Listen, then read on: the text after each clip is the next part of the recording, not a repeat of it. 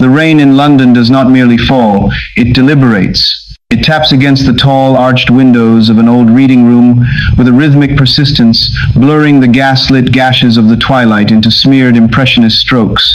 Inside this quiet sanctuary, a solitary man sits at a heavy mahogany desk.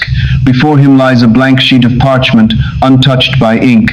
Yet, to an invisible observer watching from the shadows of the vaulted ceiling, the man is far from idle. His lips are parted slightly, moving in a silent, unbroken cadence. He is speaking to himself. He is not reciting poetry. He is not balancing ledgers. He is constructing the walls of his own prison and simultaneously laying the cornerstone of his escape. To the casual onlooker on the street below, life appears to be a chaotic theater of unyielding circumstance, a grand, indifferent machine of economics, weather, traffic, and random encounters. People scurry beneath black umbrellas, nursing grievances handed to them by the economy, celebrating victories granted to them by luck, and mourning losses inflicted upon them by fate. They look upon their lives as reporters look upon a catastrophe, passive observers documenting a wreck they did not cause.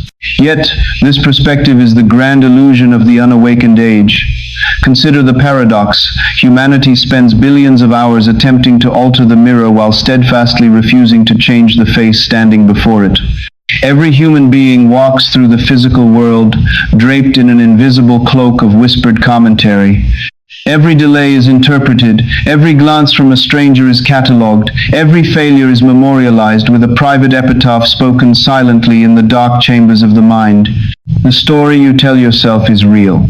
Let that sentence settle into the quiet spaces of your consciousness, not as a poetic conceit, nor as a motivational platitude meant to buoy sagging spirits on a gloomy morning. Let it land as absolute, unyielding law. The narrative you are running right now about your capacity, your financial standing, your desirability, your past mistakes, and your future horizons is not a passive mirror reflecting an objective universe. It is the precise architectural blueprint from which your objective universe is being cast. The world does not argue with your inner speech, the world answers it. The universe is an infinitely vast, perfectly neutral acoustic chamber. It possesses no malice to curse you, no favoritism to bless you, and no independent will to thwart you. It only echoes back the frequency of the conviction you hold deepest within. When you whisper in the dark, "I am always behind, I am never quite enough," the world does not scold you for your pessimism. It simply reaches into the infinite storehouse of potential and arranges people, delays, figures, and doors to give corporeal form to your confession. Look closely at the man at the mahogany desk. Watch how his brow furrows as he replays an imagined slight from the morning. As he mentally rehearses the argument, his pulse quickens, his shoulders tighten, his biochemistry shifts to match the invisible threat. He is reacting to a ghost, yet producing very real sweat. He is waging a war against an enemy that exists only in his own syntax. This is the human predicament. We are desperately trying to survive a reality that we are secretly commanding into existence with every passing second. To understand why inner speech holds such absolute dominion over physical reality, one must cross the threshold where psychology bleeds into metaphysics. We must deconstruct the machinery of consciousness using the lens of recursive inquiry. Why does a silent sentence possess the kinetic force to move mountains of circumstance? How is it that words, immaterial puffs of breath trapped within the skull, can dictate the state of a bank account, the health of a physical vessel, or the warmth of a romantic union? To answer this, we must strip away the veil of materialism that has blinded modern culture for centuries. Materialism teaches that matter is primary and that consciousness is merely a secondary byproduct, a flickering shadow cast by the chemical firing of neurons, much like steam rising from an engine. If consciousness is merely a byproduct, then inner speech is nothing more than internal noise, impotent to affect the solid, unyielding iron of the external world. Yet the mystic knows, and the disciplined mind discovers, that the exact opposite is true. Consciousness is the only primary reality. Why? Because every physical object, every technological marvel, every social institution, and every personal circumstance began its existence as an immaterial state of consciousness. Before a cathedral touches the sky, it must first be conceived in the mind of an architect. Before a nation rises, it must be spoken into being within the collective imagination of its founders. The physical world is not the cause, it is the effect. It is the shadow cast by the invisible light of human awareness. How, then, does this translation from inner speech to outer circumstance occur? Through the mechanics of assumption and the absolute law of the subconscious mind. The human mind is dual in operation, though single in identity. There is the conscious, reasoning intellect, the outer layer that judges, analyzes, and reacts to sensory data. And there is the subconscious, the vast, dark, fertile ocean of feeling and memory that accepts impressions without the power of critical choice. The subconscious mind does not argue. It does not possess a moral compass that says, this person is wishing for prosperity, but their bank account is empty, so I must reject this thought. Instead, the subconscious acts with the blind, unquestioning loyalty of a master craftsman. It takes whatever seed you drop into its dark soil through your habitual inner conversation and instantly begins to germinate it. Consider the recursive loop. You observe an external condition, e.g., a bill arriving.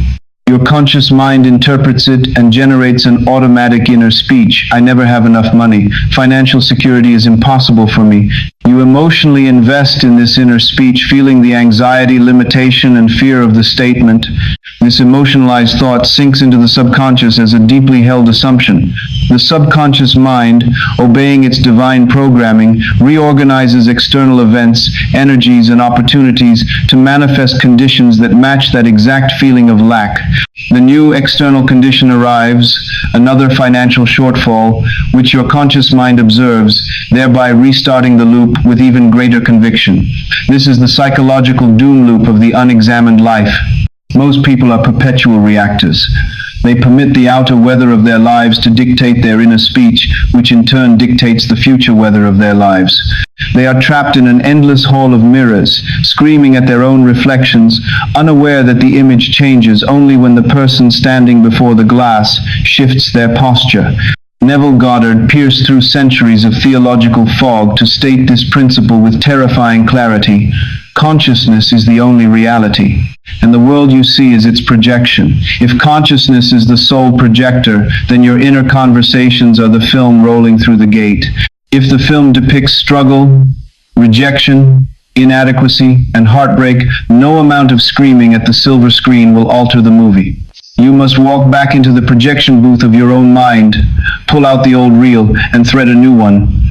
You must recognize that your identity is not a permanent geological formation carved into the bedrock of your history. It is a habit of thought, a state you have occupied so long with such comfortable familiarity that it has come to feel like the truth about who I am. In the winter of 1933, in the heart of a bruised and economically crippled New York City, a man named Jonathan walked the frozen pavement with holes in the soles of his shoes.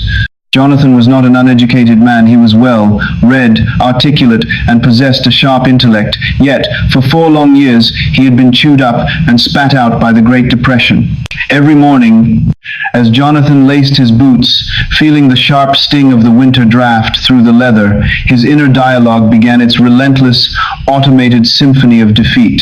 Another day of pounding the pavement for nothing, the voice inside him would murmur. Who is going to hire a man in his 40s with a spotty employment record? I am fundamentally unlucky. Other men have connections, capital, or charm. I have only bills and rejections. Jonathan believed he was merely being realistic.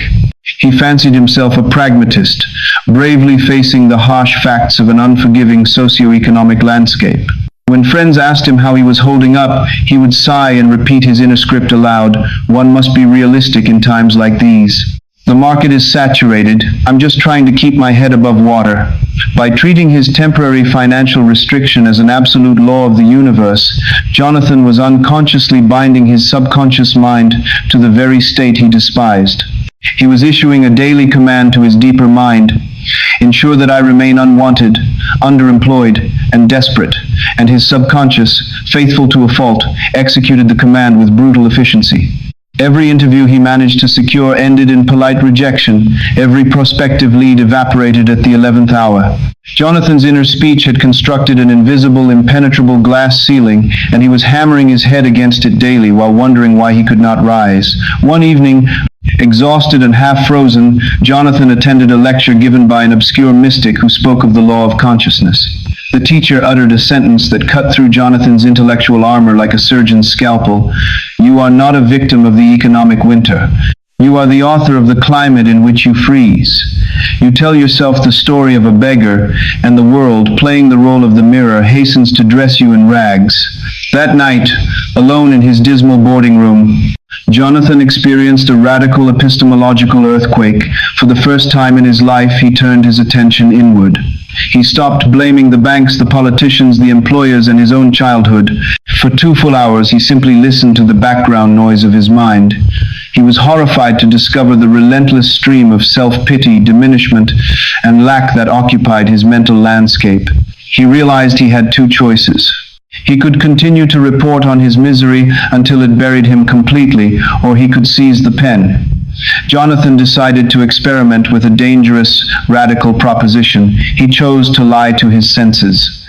He knew that if he waited until his bank account was full to feel prosperous, he would wait until the end of time. The physical evidence was a lagging indicator of his past consciousness. He sat on the edge of his narrow bed, closed his eyes, and deliberately choked off the old stream of inner commentary. When the whisper arose, "You have no money, you are helpless," Jonathan mentally smashed it. He replaced it with a simple declarative phrase, spoken with quiet, authoritative conviction: "I am gainfully employed. I am valued, sought after, and well compensated." At first, his nervous system rebelled. His stomach knotted with anxiety. His logical mind mocked him, pointing mockingly to the $3 remaining in his coat pocket. But Jonathan refused to yield. Whenever doubt crept in, he did not fight it with frantic desperation. He simply redirected his mental needle back to the new track. He began to script a new scene in his imagination. Instead of imagining the interview process or the agony of waiting, he imagined the end. He felt the solid weight of a fountain pen in his hand as he signed a contract. He imagined walking into his favorite cafe, not with the furtive, hunted shuffle of a destitute man, but with the quiet, grounded ease of a man whose livelihood was secure. He tasted the coffee. He felt the warmth of the radiator against his shins. He repeated this inner drama every single night as he drifted into sleep, saturating his subconscious with the feeling of security. 3 days later, an extraordinary sequence of events unfolded, not through a miraculous lottery win, but through a chain of coincidences that defied the stagnant patterns of his previous 4 years. An acquaintance he had not seen in a decade bumped into him entirely by accident outside a subway station. The acquaintance happened to be looking for someone with Jonathan's exact technical skill set for a newly established firm. There was no grand audition. There was no agonizing negotiation. Within 48 hours, Jonathan was seated at a mahogany desk of his own, holding a contract that exceeded his previous earnings. Jonathan did not change his circumstances first in order to change his mind. He changed his mind first, and the circumstances, lacking any independent power of their own, folded like paper to match the new architecture of his consciousness. We stand now at the threshold of application. Philosophy, no matter how majestic, remains merely an intellectual ornament unless it is forged into daily discipline. You cannot afford to leave this chapter as a fascinating theory to be admired from afar and forgotten by tomorrow morning. You must take inventory of your inner kingdom today. In the hours that follow this message, practice the discipline of the silent audit. For 1 full hour during your day, pull your attention away from the external demands of your tasks and direct your beam of awareness inward. Listen to the background narration of your mind. Do not judge what you hear. Judgment creates resistance, and resistance solidifies the pattern. Simply observe. Ask yourself these piercing questions. What is the silent title I have secretly assigned to myself in the theater of my mind? Am I currently narrating a story of chronic struggle, perpetual delay, and quiet victimization? If the invisible recorder of my inner speech were played aloud in a crowded room tomorrow, would I be proud of the commands I am issuing to my subconscious builder? Once you have identified the old, cracked foundation of your current self-concept, do not attempt to patch it with fragile, temporary optimism. Tear it down in consciousness. Choose the single most glaring area of limitation in your life, whether it is financial restriction, relational friction, or professional stagnation, and formulate its direct present tense polar opposite. If your old story whispers, "I am always overlooked and undervalued," draft your new decree: "I am sought after, deeply respected, and magnetic to opportunity." Do not whisper it as a wish. Speak it as a sovereign law. Claim it with the quiet, unshakable dignity of an author who knows the ending of the book before the ink is dry on the page. Yet, as you take this first step into self-authorship, a shadow invariably rises from the deeper corridors of the mind. When you declare a new identity, the old identity does not surrender quietly. It fights for its survival by pointing mockingly to your immediate environment, your bank balance, your history, and your failures. It attempts to convince you that your conclusions are immutable facts of nature. How do you shatter that illusion? How do you maintain your allegiance to the unseen reality when the physical senses scream the opposite into your face? The answer lies waiting in the shadows of the next chamber. We must journey deeper into the mechanics of the mind to examine the exact nature of those so-called facts, learning how to separate the neutral records of the past from the living creative fire of the present. The curtain is rising on Chapter 2.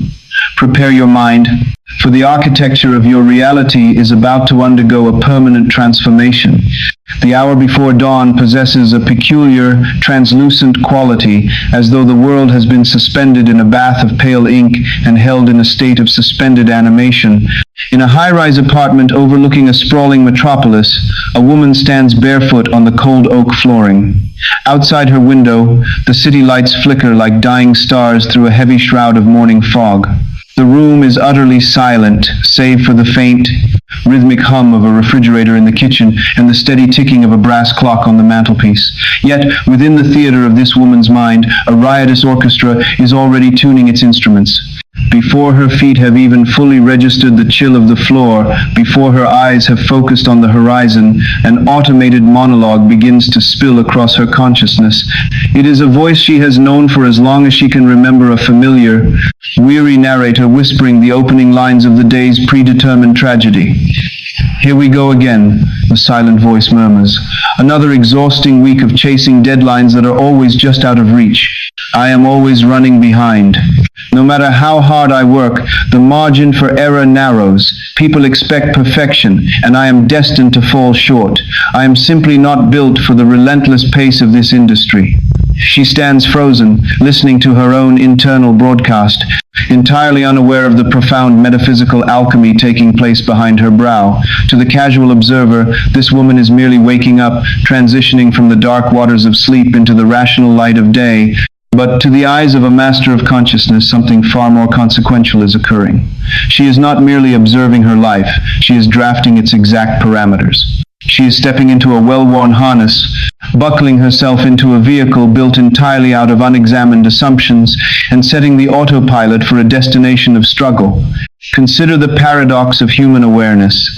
Humanity is intensely vigilant about the external environment, installing locks on doors, checking weather reports, and inspecting food for blemishes, yet remains utterly unguarded at the gateway of the mind. People host uninvited guests of doubt, anxiety, and self-diminishment in the drawing room of their consciousness, offering them tea and listening to their catastrophic prophecies as though they were divine law. The background commentary of the mind is never innocent. It is never passive reporting. It is a command issued to the most powerful generative force in the universe. When the woman whispers that she is always behind, the deeper layers of her mind, the vast, uncritical subconscious repository, do not debate the fairness of the assertion. They do not look up from their workshop to say, "Are you certain? Perhaps you would prefer to be abundant, relaxed, and ahead of schedule." Instead, the subconscious mind acts with the blind, unquestioning obedience of a master builder handed a blueprint written in invisible ink. It takes the phrase, "I am always behind," and instantly sets to work organizing traffic signals, delayed train schedules, misplaced files, and demanding clients to ensure that by noon, her inner narrative is fully justified by outer circumstance. She is imprisoned, not by her boss, not by the economy, and not by the frantic pace of her profession, but by the unchallenged authority of her own background commentary. The script is playing, and she believes she is merely reading the lines, unaware that she is the author writing the tragedy in real time. To escape the labyrinth of an unwanted destiny, one must journey into the subterranean depths of psychological architecture. We must deconstruct the mechanics of the subconscious script using the rigorous method of recursive inquiry. Why is it that human beings are so fiercely loyal to narratives that actively destroy their peace, limit their expansion, and anchor them in lack? Why do we cling to our miseries like a miser clinging to a bag of counterfeit coins?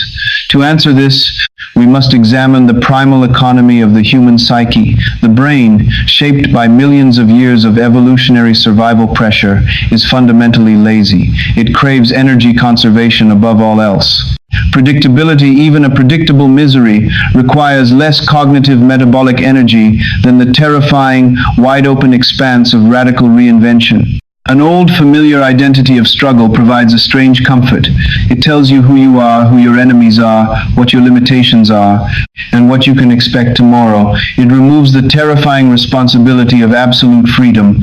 When a person adopts the internal story of, "I am someone who always struggles with money," or "I am an outsider in love," the subconscious mind locks that identity into a neurological groove. Every piece of contradictory evidence, a sudden financial windfall, a genuine expression of affection, is subconsciously rejected or sabotaged because it threatens the structural integrity of the established self-concept. The ego prefers to be right about its misery than wrong in its liberation. How, then, does surface desire wage war against this deep-seated subterranean programming? This is the precise graveyard where thousands of well-intentioned personal development techniques go to die. Millions of people attempt to alter their lives by applying the band-aid of surface affirmations over a rotting foundation of identity. They stand before the mirror each morning and repeat frantic, breathless phrases of wealth and success, while beneath the surface, the deep, dark river of their dominant inner speech continues its steady drone of lack. "I am wealthy, I am prosperous, I am abundant." The conscious mind screams for 5 desperate minutes. You have $3 in your checking account, your rent is due, and you are a fraud. The subconscious river murmurs for the remaining 23 hours and 55 minutes of the day. The subconscious does not respond to occasional theatrical outbursts of enthusiasm. It responds to the dominant, habitual tone of your emotionalized conviction. The story you repeat most often, most quietly, and most intimately when no one is listening is the story that wins the crown. Let us trace the recursive loop of this psychological trap, the subterranean axiom. A foundational assumption is formed early in life or through repeated emotional reaction, e.g., "I am not important, my voice does not matter." The constant narration. This axiom becomes the lens through which every daily event is filtered, generating an unceasing stream of internal commentary that interprets slights, delays, and silences as proof of the axiom. The emotional investment. The individual feels the sting of this interpretation, generating emotional chemistry, shame, frustration, resignation, that acts as a fixative, binding the thought to the subconscious tissue. The surface rebellion. Distressed by their lack of progress, the individual attempts surface techniques, visualizations, goal setting, positive thinking, while leaving the subterranean axiom entirely unexamined. The inevitable collapse. Because the deep-seated assumption remains loyal to lack, the new desires are choked out by the dominant mental climate, leading the individual to conclude, "See, these metaphysical laws do not work for me. I am cursed." Neville Goddard cut through this intricate web of self-deception with a single, devastatingly simple diagnostic question that he posed to those who came to him in distress. What do you say to yourself about yourself when the doors are closed and the world is not watching? Most people cannot answer immediately. They have lived so long as passengers in their own minds that they have never bothered to listen to the engine. They confuse their wishes, their hopes, and their Sunday morning aspirations with their actual inner conversations. They fail to realize that the universe does not grant what you want, it manifests what you are, and you are defined entirely by the silent assumptions you habitually occupy. To change your life, you cannot simply layer a new coat of paint over a crumbling structure.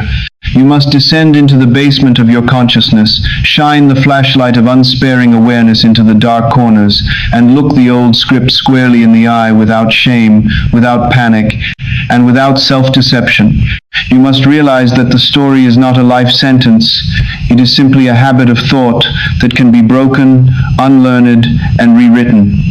In the spring of 1928, in a sprawling timber-framed house outside of Boston, a woman named Eleanor lived in a state of quiet, perpetual imprisonment. Eleanor was a gifted painter possessing an eye for color and a brushwork technique that could capture the soul of a landscape. Yet, for over a decade, not a single canvas of hers had been exhibited, and her studio remained a dusty vault of unfinished masterpieces turned face-wall toward the shadows. If one were to ask Eleanor why her art remained hidden, she would offer a polished, highly rationalized narrative.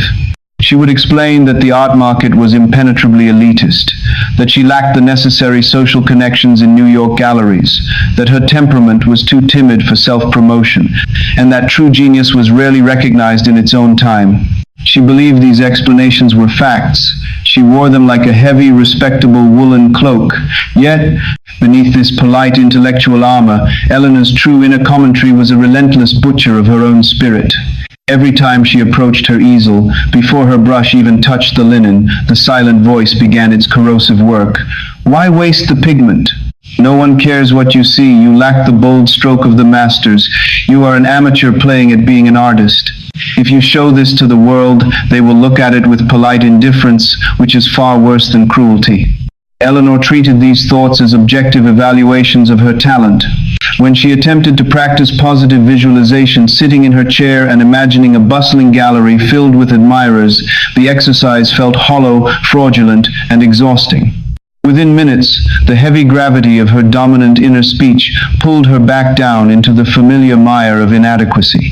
The surface wish for success could never lift the immense dead weight of her subterranean assumption. I am an overlooked amateur.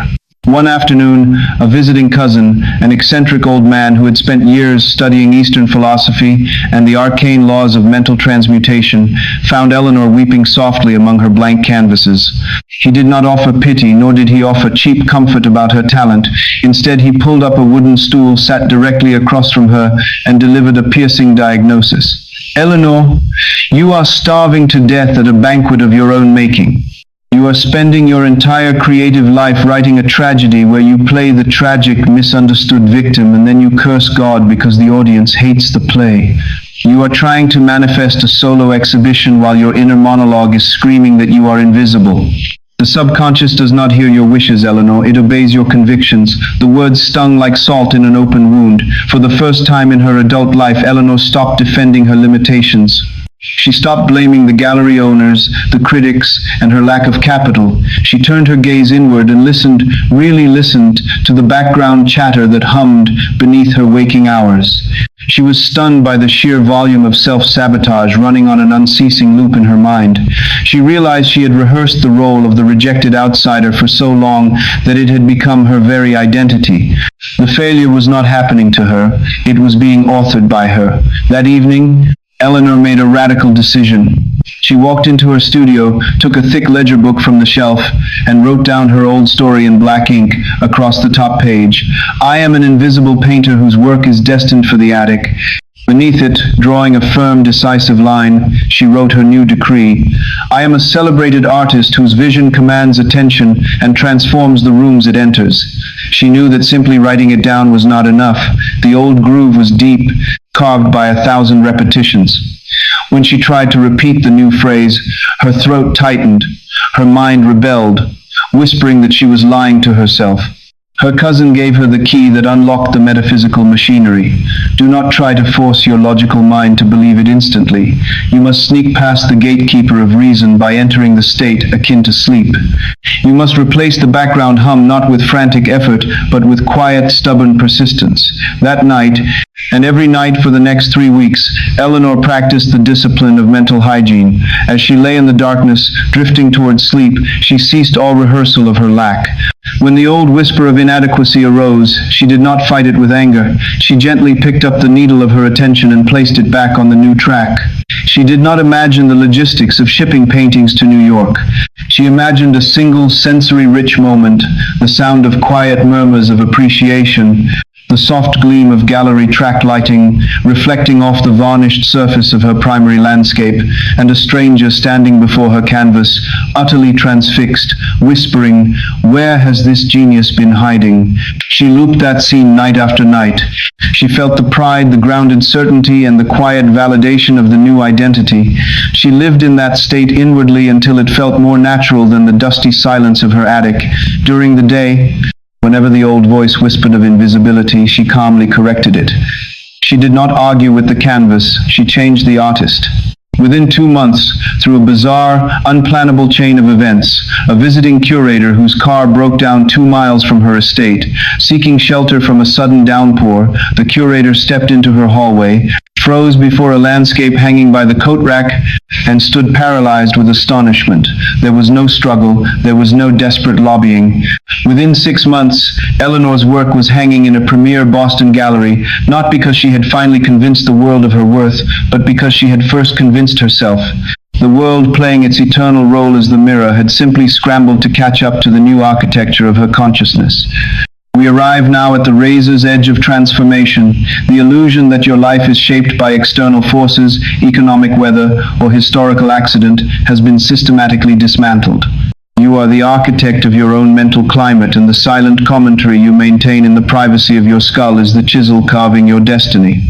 To embody this truth today, you must initiate a rigorous, unyielding audit of your inner dialogue. In the hours following this chapter, commit to the practice of the unseen interruption. Carry a small notebook or open a digital note on your device. Every time you catch your mind reverting to its automated narrative of lack, struggle, or diminishment, pause. Do not judge the thought. Judgment merely feeds it energy with your resistance. Simply capture it. Write it down verbatim. I never have enough time. People always take advantage of my kindness. I am too old to start anew. Look at the words in black and white. Recognize them for what they are, not objective facts carved into the stone of the universe, but sloppy, unexamined commands you have been issuing to your subconscious builder. Once you have captured the old script, cross it out with a single aggressive stroke of the pen. Beneath it, write its absolute present tense antithesis. Time expands effortlessly to serve my highest priorities. I am surrounded by respectful, honoring individuals who value my boundaries. Age is merely accumulated wisdom. My vitality and capacity are infinite right now. Speak your new decree aloud in a low, resonant whisper. Feel the shift in your posture, the opening in your chest, the quiet authority settling into your nervous system. You are no longer reporting on the weather of your past. You are commanding the climate of your future. Yet as you begin this fierce reclamation of your inner kingdom, an immediate obstacle looms on the horizon. Your conscious mind will point to your physical circumstances, your bank statements, your empty calendar, your current rejections, and argue with frantic desperation. How can you speak of abundance when the facts prove otherwise? How can you deny reality? This is the eternal battlefield where the unawakened stumble and fall. They mistake historical conclusions for immutable laws of nature. How do we shatter the tyranny of these so-called facts? How do we separate the neutral records of yesterday from the living, malleable fire of today? The curtain is parting on Chapter 3. Step forward, for the illusion of circumstance is about to be dissolved at its very root. The midnight frost settles over the slate rooftops of the old district, drawing an icy, intricate lace across the window panes. Inside a small, sparsely furnished study, a man sits at a heavy oak table illuminated by the singular amber cone of a brass desk lamp. Before him lie the physical debris of a difficult season, a stack of overdue notices, a final bank statement showing an exhausted ledger, and a rejection letter bearing the cold, corporate insignia of a firm he had spent months trying to impress. To anyone standing in that doorway, these papers represent undeniable truth. They are tangible. They possess weight, ink, paper, and legal finality. They are what the world calls facts. The man stares at the figures until his eyes burn. His chest tightens with a familiar, suffocating band of anxiety, and a cold sweat breaks out across his palms. Every instinctual fiber of his biological machinery screams that he is staring into the unvarnished mirror of objective reality. The bank statement says 0. The rejection letter says no. The calendar says time has run out. Yet, within the profound architecture of consciousness, a startling paradox exists. What the world worships as an unalterable fact is nothing more than a dead conclusion. Consider the optical illusion that governs human existence. Humanity moves through life treating the outer world like a high-definition motion picture playing on an immovable screen, while they themselves are merely trapped in the audience, gasping at the plot twists, weeping at the tragedies, and cheering for the triumphs over which they believe they have zero control. When a bill arrives, they call it a fact. When a lover departs, they call it a fact. When a physical body aches with fatigue or illness, they bow before it as an eternal, sovereign reality. They do not realize that every single circumstance they touch, fear, and worship is a lagging indicator. The physical world is not a live broadcast, it is a delayed transmission. It is the footprint left behind by a mental footstep taken weeks, months, or years prior. The bank statement on the man's desk is not the creator of his poverty, it is the physical residue of his past assumptions about lack. The rejection letter is not an independent enemy shutting a door in his face. It is the mechanical echo of his deep-seated conviction of unworthiness. Yet, the unawakened man makes the fatal error of bowing before the shadow, believing the shadow is the substance. He attempts to fight the reflection in the mirror with a hammer, striking the glass over and over while bleeding from his own knuckles, wondering why the image will not bend to his will. The man at the desk closes his eyes, drawing a deep, trembling breath. He listens to the wind rattling the loose tiles on the roof. He is standing at the exact intersection where history ends and creation begins. If he continues to call his current limitations facts, he binds those limitations to his tomorrow with bands of steel. But if he dares to look past the paper, past the ink, past the cold geometry of his immediate environment, he will discover a secret that masters have whispered down the centuries. There are no facts in consciousness. There are only assumptions hardening into form. To master the art of reality creation, one must undergo a brutal, liberating revolution of the intellect. We must deconstruct the fragile boundary between what humanity calls fact and what mysticism knows as conclusion, employing the rigorous method of recursive inquiry. Why do human beings so instinctively surrender their sovereignty to physical evidence? Why does a piece of paper covered in ink or a numerical deficit in a ledger possess the terrifying authority to crush human hope, silence ambition, and dictate emotional states? To answer this, we must examine the primary programming of the sensory apparatus. Evolution designed the human nervous system to prioritize immediate physical survival over metaphysical truth. The eyes, ears, skin, and tongue evolved to report on the immediate environment to warn the organism of predators, cliffs, and scarcity. Consequently, the physical senses are fundamentally tethered to the past. When you look at your bank balance today, your eyes are looking at a record of what was true yesterday based on your consciousness of last month. When you look in the mirror, your eyes are looking at the biological crystallization of past emotional states. The senses are historians, not prophets. They report exclusively on finished business. Yet, the tragedy of the unawakened mind is that it treats the historian as an oracle. How does this inversion of reality trap the soul in an endless loop of repetition? Let us trace the recursive mechanism. The past projection, a state of consciousness, is assumed and sustained over time, e.g., money is scarce, resources are hard to acquire. The physical manifestation. The subconscious mind externalizes this assumption into physical reality, e.g., a depleted bank account. The sensory capture.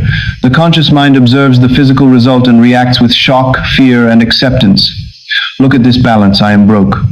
The conclusion generation. The mind converts this observation into a permanent fact rather than a temporary shadow of past thought. The reinscription. By accepting the condition as an immutable fact, the individual generates a fresh inner conversation of lack, thereby locking the loop in place and ensuring tomorrow mirrors yesterday. This is the psychological trap that Neville Goddard designated as the worship of secondary causes. Most people spend their entire lives tinkering with secondary causes. They try to fix the effect without touching the cause. They hustle, they scheme, they borrow, they worry, and they beg, treating the physical world as a stubborn, independent master that must be appeased, manipulated, or conquered by sheer force of will. When Neville declared that circumstances are conclusions, not facts, he was cutting straight to the ontological root of existence. Why is a circumstance merely a conclusion? Because nothing in the physical universe possesses self-generated life. A chair cannot sit unless consciousness conceives of sitting. Money cannot move unless consciousness animates the exchange. An opportunity cannot open unless consciousness prepares the inner runway. Every condition is an effect of an invisible mental cause. Therefore, when you look at a debt, a loneliness, a failure, or an illness, you are not looking at a wall erected by God, fate, or the economy. You are looking at the frozen sculpture of your own past assumptions. And if an assumption can freeze water into ice, a new assumption can melt the ice back into flowing water. The moment you realize that your current conditions are not commandments carved into stone by an impartial deity, but rather chalk marks scrawled on a blackboard by your own unmanaged imagination, the entire power dynamic of your existence flips. You cease to be the cowering victim of circumstance. You step into your rightful place as the sovereign author of your destiny. You look at the stack of bills, the empty room, or the closed doors, and you do not panic. You smile quietly, knowing that you hold the eraser and the story is yours to rewrite from this exact second onward. In the harsh autumn of 1912, along the wind-whipped coast of Nova Scotia, a maritime insurance investigator named Julian sat in a drafty harbor office, surrounded by ledgers of financial ruin. Julian was a man whose entire professional existence was built upon the worship of hard data. His job was to audit shipping losses, calculate disaster probabilities, and verify the cold mathematical facts of commercial enterprise. Yet, Julian's personal life was a quiet disaster. 6 months prior, a devastating market collapse had wiped out his family estate, leaving him saddled with crushing debts, a tarnished reputation, and a rented room that smelled of damp wool and coal gas. Julian's mind had become a relentless courtroom where he served simultaneously as the prosecutor, judge, and condemned prisoner. Every morning as he opened his ledger, his inner commentary rehearsed the absolute facts of his ruin. I am 45 years old. My credit is destroyed. My family name is associated with insolvency. No financial institution will touch me. I am a proven failure, and the math proves it beyond appeal. Julian believed he was being admirably courageous by facing these facts. He despised what he called foolish optimism. When a well-meaning colleague urged him to keep his chin up and look toward a brighter future, Julian would tap his finger aggressively against the column of red ink in his ledger and snap, "Optimism does not pay arrears." Look at the numbers. These are not opinions, these are facts. By wrapping himself in the heavy cloak of his financial data, Julian was doing something far more powerful than he realized. He was swearing allegiance to his limitations. He was maintaining a continuous, unbroken inner conversation of defeat, sealing each thought with the emotional seal of absolute despair. And his subconscious mind, executing its sacred duty with absolute neutrality, ensured that every door remained firmly locked, every creditor remained aggressive, and every prospect withered before it could bloom. One evening, while sorting through a box of rescued family papers in his damp lodging, Julian came across an old, leather-bound journal that had belonged to his grandfather, a sea captain who had survived shipwrecks, mutinies, and financial bankruptcies to die a wealthy, respected patriarch. Inside the cover, written in sweeping, confident ink, was a single paragraph that arrested Julian's attention. The world respects the man who treats its facts as wet clay. The crowd bows before the circumstance, calling it master. The master bows before consciousness, knowing that circumstance is merely the shadow of his own invisible stance. Do not argue with the storm. Change the harbor in your mind. Julian sat back in his creaking chair, the wind howling against the window pane. The words struck him with the force of a physical blow. He looked down at his ledgers, the red ink, the debt columns, the legal notices, and for the first time in his life, a radical skepticism toward his own facts took root. What if the numbers were not an unalterable decree? What if they were merely the historical record of his past mental posture? That night, Julian engaged in a daring psychological experiment. He pushed the ledgers to the edge of the desk, turned down the lamp, and closed his eyes. He deliberately cut off the flow of analytical self-pity. When the old whisper arose, "You are ruined, Julian, the debt is insurmountable," he refused to fight it with frantic affirmations. Instead, he simply detached his attention from the evidence. He asked himself a question that changed the trajectory of his existence. If I am not the sum total of my debts, who am I? In the stillness of the room, Julian began to construct a new internal reality. He did not try to imagine how the debts would be paid. He knew the analytical mind would choke on the logistics. Instead, he went straight to the end. He imagined the feeling of complete financial liberation. He imagined sitting in a quiet, sunlit study of his own, holding a document marked "paid in full." He felt the absolute lightness in his chest, the utter absence of pressure, the deep, grounded calm of a man whose name was pristine and whose resources flowed without obstruction. He did not visualize numbers. He visualized the state of being solvent, secure, and established. He repeated this imaginal act every night as he drifted towards sleep, sinking into the state akin to sleep, letting the feeling of absolute financial freedom saturate his subconscious soil. During the day, when the creditors called or the bills arrived in the mail, Julian underwent a profound shift in discipline. When his heart rate spiked and the old panic threatened to seize him, he caught himself. He looked at the paper notices not as sovereign masters, but as fading echoes of an old recording. He would silently say to himself, "That is yesterday's shadow. My financial reality is established within." He refused to discuss his ruin with others, pivoting his conversations away from lack. Within 3 weeks, an inexplicable sequence of events began to unfold in the physical world. An obscure commercial dispute involving a shipping lane his grandfather had mapped decades prior. A case long thought dead by every legal expert was suddenly reopened due to an administrative error in a provincial court. The resulting settlement, processed with astonishing velocity, yielded precisely the sum required to clear every outstanding obligation against his name. There was no magical lottery win, no sentimental handout. The physical world simply rearranged its chess pieces to match the new architecture of Julian's inner conviction. Julian looked at the final legal release when it arrived on his desk. He did not feel triumphant over external enemies. He felt a deep, reverent awe toward the invisible power of consciousness. He understood that the red ink had never been a fact, it had only been a conclusion, waiting for an author brave enough to write a different line. We stand now at the clearing where illusion meets truth. The comforting blanket of victimhood has been stripped away, and you are left standing face to face with the absolute sovereignty of your own mind. You can no longer hide behind your history, your bank balance, your relational history, or your physical limitations by calling them facts. To embody this truth today, you must execute the ritual of the factual audit. In the hours following this chapter, take a clean sheet of paper. At the top, write down the single circumstance in your life that currently causes you the greatest anxiety, the fact that feels most absolute, most heavy, and most undeniable. It might be a debt, a medical diagnosis, a professional stagnation, or a broken relationship. Write it out in complete, unvarnished detail. Now draw a heavy vertical line straight down the middle of the page, splitting the paper into 2 columns. Label the left column, the past conclusion, misnamed as fact. Label the right column, the sovereign present state. In the left column, look at the statement of limitation you just wrote. Acknowledge it for what it truly is.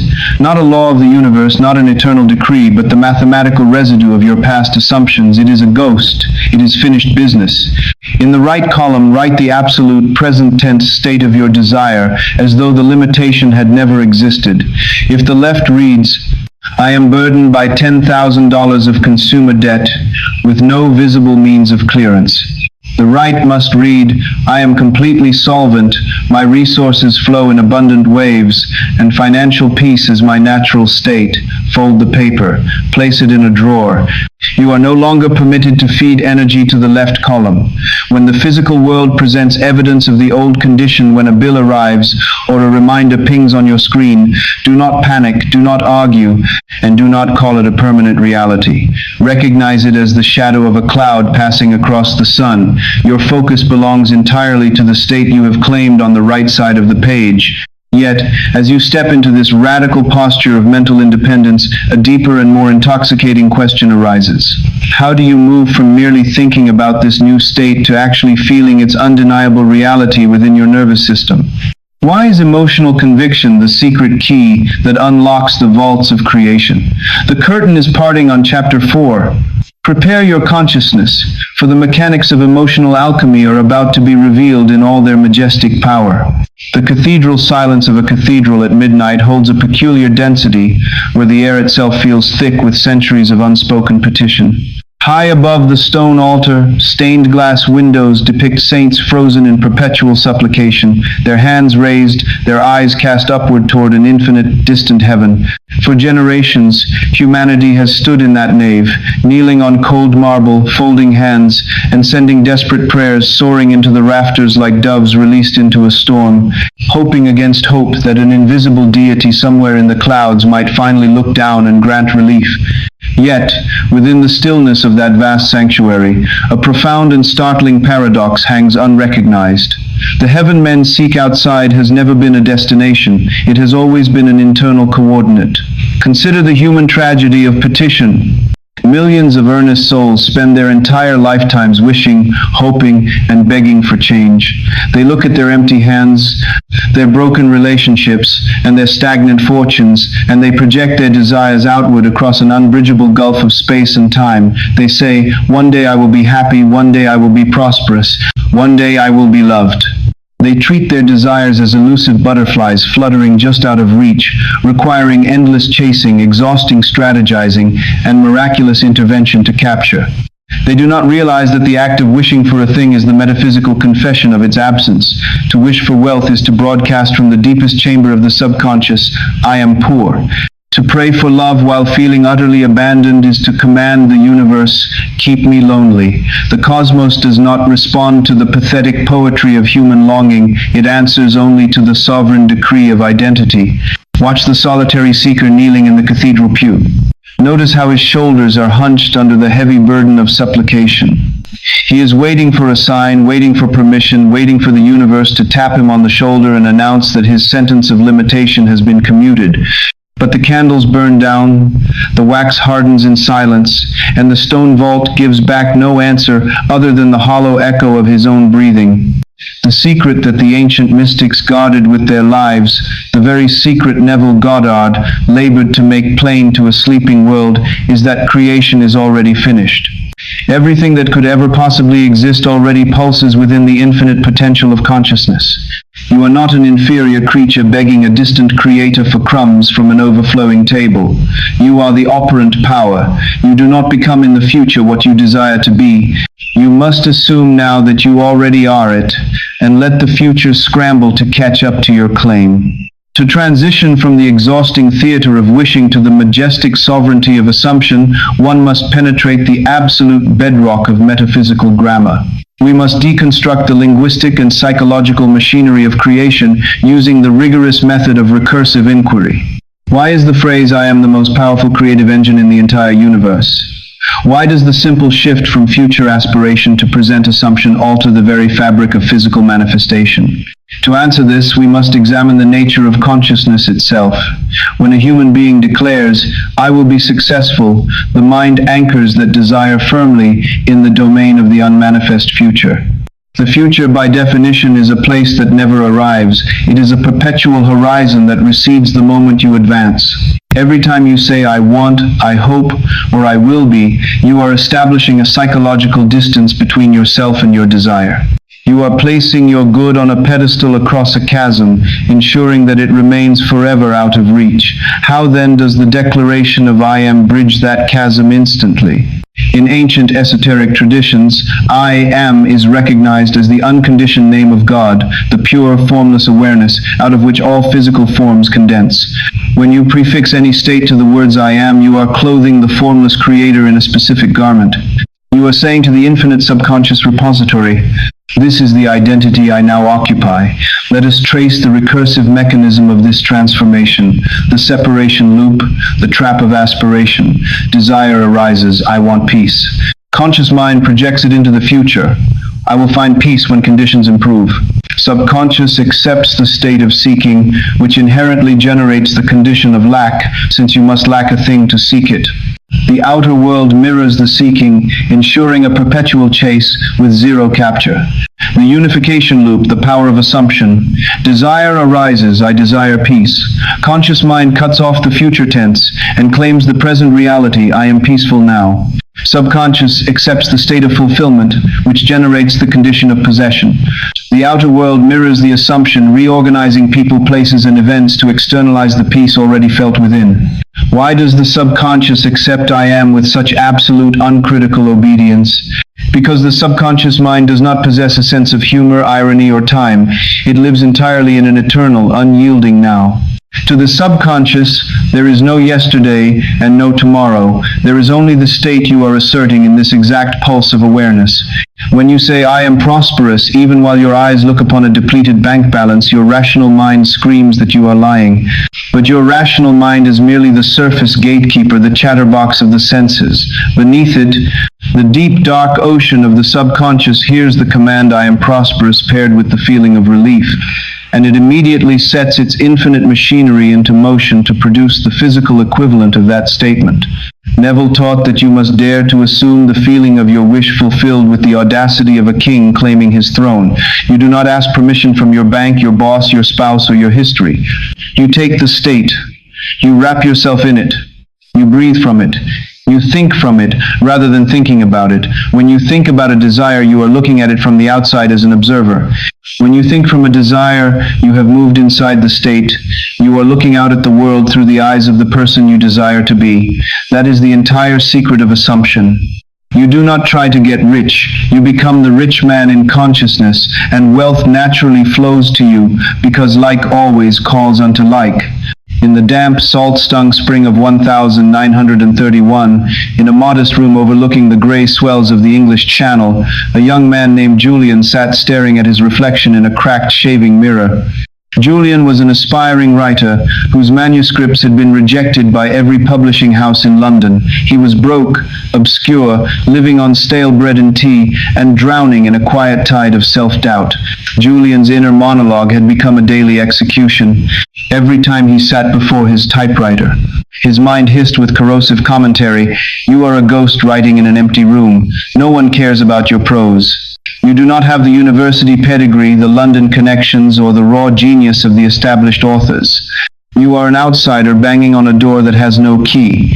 He had tried every conventional method of encouragement. He had repeated positive affirmations until his jaw ached. He had visualized bestseller lists while his stomach growled with hunger. Yet, nothing changed, because every affirmation was built on a hidden foundation of desperation. He was trying to get success while secretly assuming he was a failure. One evening, after receiving yet another formal rejection slip, this one bearing a cold, printed dismissal, Julian walked out onto the cliffs above the crashing surf. The wind whipped his coat around his shins as he stared into the gathering dark.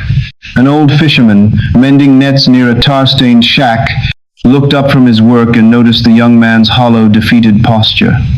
The old man packed his pipe, struck a match against his corduroy trousers, and walked over. "You're fighting the wrong war, lad," the fisherman said, his voice grating like gravel in the tide. "You're standing down here in the mud, screaming up at the sky, begging the clouds to drop a silver coin into your hat. But the sky doesn't owe you anything, and it doesn't hear your begging. You're shouting at the reflection while standing in the wrong room. Go inside, claim your seat at the head of the table in your own mind, and let the world scramble to pull out the chair for you." Julian stared at the old man, stunned by the strange, cryptic wisdom dropping from the lips of a simple mariner. "How do I claim a seat I don't possess?" Julian asked bitterly. "The publishers have rejected me. My bank account is empty. Those are facts." The fisherman puffed smoke into the wind and replied, "Facts are just the dust left behind by the carriage you haven't driven yet. Stop saying I want to be a published author. Stop saying I hope to be read. Go into your room tonight, close your eyes, and speak 2 words with the weight of absolute law. I am. Put the title on before you buy the coat. The world always makes room for a man who wears his crown on the inside." That night, Julian returned to his bleak room. He pushed his rejection slips into the stove and watched them curl and turn to ash.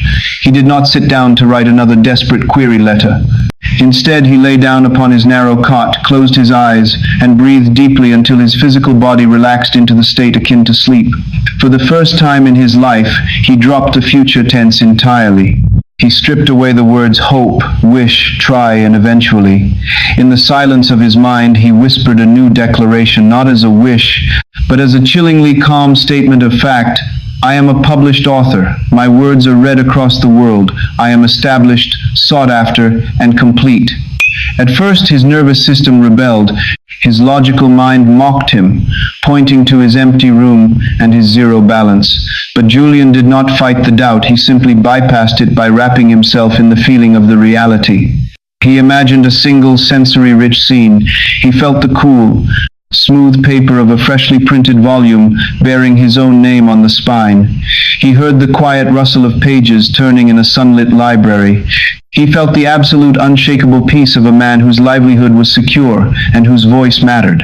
He did not visualize the publishing houses or the editors. He went straight to the end and inhabited the psychological state of the man who had already arrived. He looped that feeling over and over as he drifted into sleep, planting the seed in the dark, fertile soil of his subconscious. During the days that followed, Julian maintained a fierce, unyielding mental hygiene. Whenever the old panic or the memory of rejection reared its head, he did not argue with the world. He simply returned to his anchor phrase, "I am." He walked through the streets not as a starving beggar hoping for a break, but as an established writer walking incognito. Within 3 weeks, through a bizarre and unplannable chain of events, a forgotten manuscript left in a railway carriage 3 years prior, picked up by an eccentric junior editor resting his eyes on a cross-country journey, a letter arrived at Julian's door. It was not a rejection. It was an urgent request for an exclusive contract. Julian looked at the letter without surprise, but with a profound, reverent awe. The outer world had merely rearranged its atoms to match the new architecture of his assumption. He had assumed the state first, and the universe had no choice but to provide the shadow. We stand now at the absolute fulcrum of personal transformation. The veil has been torn away from the mechanism of desire. You now understand that wishing is the confession of lack, and that true creation is the sovereign assumption of present identity. To embody this truth today, you must execute the protocol of the present decree. In the hours following this chapter, take a moment of absolute solitude. Silence your devices, lock your door, and sit in a comfortable chair. Close your eyes and bring to conscious awareness the single desire that has eluded you, the promotion, the financial threshold, the creative breakthrough, or the relationship you have chased for years. Examine how you have been talking to yourself about it. Have you been saying, "I hope to get this," or "I am trying to build this"? Strip those words away, burn them. Formulate your desire into a concise, unshakable present tense statement using the unconditioned name of the Creator, "I am." If you desire financial freedom, declare, "I am abundantly supplied." If you desire creative mastery, declare, "I am a master of my craft." If you desire deep, secure love, declare, "I am deeply cherished and securely anchored in love." Speak this statement aloud in a low, resonant whisper 3 times. Feel the vibration of the words in your chest. Notice how your rational mind immediately rebels, pointing to your current circumstances as proof that you are lying to yourself. Smile at that rebellion. Recognize that the rational mind is merely a historian reporting on yesterday's news. You are not reporting on yesterday, you are commanding today. Carry this decree with you like a priceless jewel hidden beneath your garments. Whenever you catch your mind drifting back into the old narrative of lack throughout the day, do not fight it with frantic anxiety. Simply stop, take a breath, and silently drop the anchor of your new assumption, "I am." Yet, as you begin to claim these states in the quiet chambers of your mind, a critical question immediately arises. How do you prevent the waking noise of the world from washing away the delicate seeds you have planted in your imagination? How do you ensure that your imaginal acts actually take root and harden into physical fact? The answer lies waiting in the sensory-rich realm of emotion. The curtain is parting on Chapter 5. Prepare your consciousness, for we are about to descend into the deep, blazing crucible of feeling, where imagination becomes the forge of absolute creation. The winter gale sweeps down across the jagged peaks of the Scottish Highlands, howling against the granite stone walls of an ancient fortress. Inside the great hall, a lone craftsman stands before a massive forge. The chamber is cast in a violent, shifting choreography of crimson and gold light thrown by the open hearth. He holds a bar of raw, unyielding iron in his heavy iron tongs, plunging it into the blinding white heart of the coals. To the casual traveler passing outside in the freezing dark, iron is cold, rigid, unbendable, and dead to influence. It is a substance that resists the hand, breaks the chisel, and defies the hammer.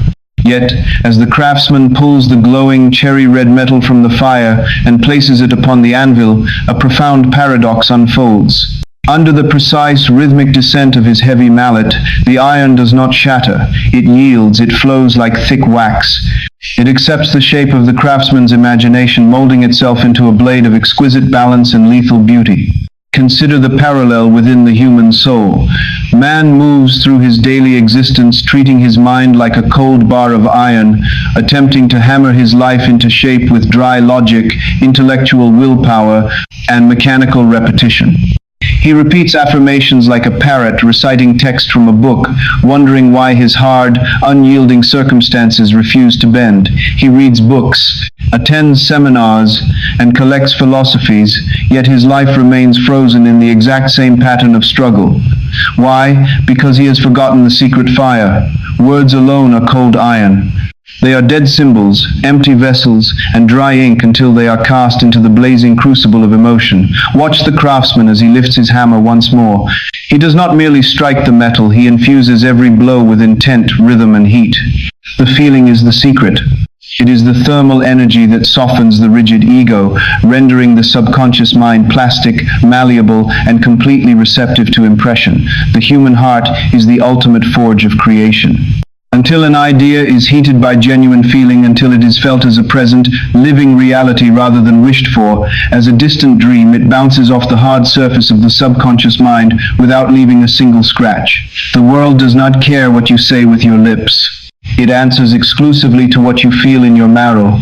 To master the architecture of consciousness, one must descend into the fiery depths where psychology intersects with metaphysics. We must deconstruct Neville Goddard's supreme dictum, feeling is the secret, using the rigorous method of recursive inquiry. Why does the subconscious mind remain utterly indifferent to intellectual logic while responding instantly to emotional conviction? How does a subjective feeling translate itself into objective physical matter across the vast theater of space and time? To answer this, we must examine the primal wiring of the human organism. Man is not primarily a thinking machine that occasionally feels. He is fundamentally a feeling creature that occasionally thinks. Emotion is the language of the subconscious. The rational, intellectual mind speaks in words, categories, and linear time. The subconscious speaks in vibrations, imagery, and visceral sensations. When you affirm an intellectual concept, I am prosperous, while your stomach is clenched in the cold, hard knot of financial anxiety, you are broadcasting two completely contradictory signals. Your surface words say, abundance. Your emotional signature says, lack and terror. The subconscious, acting with absolute fidelity to emotional truth, completely ignores the surface words and locks onto the visceral fear. It takes the feeling of lack as the true command and proceeds to manifest more conditions of scarcity to match that emotional frequency. How then does the alchemy of feeling override the sensory evidence of the outer world? Let us trace the recursive mechanism of emotional creation. The conceptual seed, an aspiration is chosen, e.g., I am surrounded by deep, secure love. The intellectual barrier. The rational mind reviews current circumstances, loneliness, past heartbreaks, and generates doubt. The emotional bypass, imaginal induction. Through deliberate imagination, the individual evokes the feeling of the wish fulfilled, the warmth of holding a hand, the quiet peace of shared silence, the absolute absence of longing. The subconscious imprinting. The subconscious mind accepts this emotional state as an accomplished fact, because to the feeling, nature, past, present, and future do not exist, only the immediate sensation of reality. The objective condensation. The emotional signature alters the individual's subtle magnetic field, shifting their posture, voice, micro-expressions, and internal focus, which in turn compels the outer world to rearrange its circumstances to match the inner feeling. Neville emphasized that imagination is not cold mental gymnastics. You cannot merely picture a bank account or a partner like a blueprint on an architect's desk and walk away unchanged. You must enter the picture. You must stand inside the room of your desire and look out through its windows. You must taste the air, hear the sounds, and feel the emotional release that naturally accompanies the fulfilled state. Why is this necessary? Because feeling is the adhesive of creation. A thought without feeling is like a seed cast upon bare granite. The wind blows it away, the sun bakes it, and nothing grows. But a thought soaked in the warm, rich emotional conviction of reality is a seed dropped into fertile, rain-softened soil. It must germinate. It has no choice. The laws of consciousness demand that every subjective state, if persisted in with feeling, externalize itself as objective fact. In the late autumn of 1919, in a drafty, gaslit loft in Lower Manhattan, a man named Marcus sat hunched over a drawing table. Marcus was an industrial designer of extraordinary talent, yet his career was trapped in permanent obscurity. He worked as an anonymous draftsman for a massive manufacturing firm, drawing other men's inventions, while his own revolutionary designs gathered dust in a cardboard carton beneath his bed. Marcus was well versed in positive thinking. For 5 years, every single morning, he had stood before his mirror and repeated affirmations until his voice grew hoarse. I am a celebrated inventor. My designs are manufactured worldwide. Wealth flows to me effortlessly. Yet, his bank account dwindled, his clothes grew threadbare, and his cardboard carton remained heavy with unproduced patents. Frustrated and on the verge of abandoning his craft entirely, Marcus attended a small, unadvertised lecture given by an itinerant teacher who spoke of the forgotten laws of consciousness. The teacher uttered a sentence that pierced Marcus's intellectual armor. You have been feeding your brain with dry words while starving your soul of feeling. You are trying to harvest a crop by shouting commands at the seeds, forgetting that seeds only open when soaked in the warm water of emotional reality. Stop affirming what you want. Start feeling what it feels like to already possess it. That evening, Marcus returned to his loft. He did not touch his affirmations. Instead, he pushed his drawing board aside, turned off the harsh overhead gas lamp, and sat in the quiet, gathering shadows. He closed his eyes and decided to conduct a radical experiment. He realized that if he tried to imagine the complex logistics of manufacturing, licensing contracts, and capital acquisition, his analytical mind would instantly flood with doubt. So he bypassed the middleman of logistics and went straight to the emotional end. He asked himself, if my greatest invention were already built, manufactured, and in global use right now, how would my physical body feel? What would be the emotional texture of my inner landscape? He began to construct a simple, powerful sensory scene. He did not visualize machines or blueprints. He imagined standing in his own workshop, reaching out his hand and feeling the solid, cool steel of a completed, working prototype resting on his workbench. More importantly, he forced himself to generate the emotional relief that would accompany that moment, the profound, deep exhalation of a man who no longer had to worry about rent, who no longer had to bow to corporate masters, and whose genius had finally found safe harbor in the world. He played this scene over and over. He felt the weight of the steel. He heard the clean, precise click of the mechanism engaging. He felt the immense, quiet relaxation in his shoulders, the absolute cessation of struggle. At first, his rational mind mocked him. It whispered, "This is childish play acting. You are still poor, and tomorrow the landlord comes." But Marcus refused to engage in an argument with his doubt. Whenever the logical mind protested, Marcus simply dropped deeper into the feeling of relief. He saturated his nervous system with it. He made the imaginal feeling more real, more visceral, and more emotionally potent than the cold draft in his loft. He did this nightly for 7 days, falling asleep, suspended in that golden bath of emotional fulfillment. On the 8th day, an inexplicable shift occurred within his psychological posture. He walked down the street with his head up, not because he was forcing confidence, but because the emotional reality of success had become his natural dwelling place. That afternoon, while waiting for a crosstown trolley, a stranger tripped on the icy curb, nearly dropping a leather portfolio. Marcus instinctively reached out, caught the portfolio, and handed it back. The stranger, dusting off his coat, glanced down and noticed Marcus's ink-stained fingers. "Draftsman?" the stranger asked. "Inventor," Marcus replied, with a quiet, unshakable certainty that surprised even himself. The stranger paused, locked eyes with him, and introduced himself as the senior acquisitions partner for a major Midwestern tool manufacturer that had been searching for precisely the mechanism resting in Marcus's cardboard carton. There was no struggle, no agonizing pitch, no desperate lobbying. Within 3 weeks, contracts were signed, royalties were secured, and Marcus's life had reorganized itself from the inside out. He had not changed his reality by fighting the iron of circumstance. He had softened the metal in the blazing forge of emotional feeling. We stand now at the blazing core of creation. The intellect has been quieted. The mechanics of affirmation have been superseded by the supreme alchemy of emotion.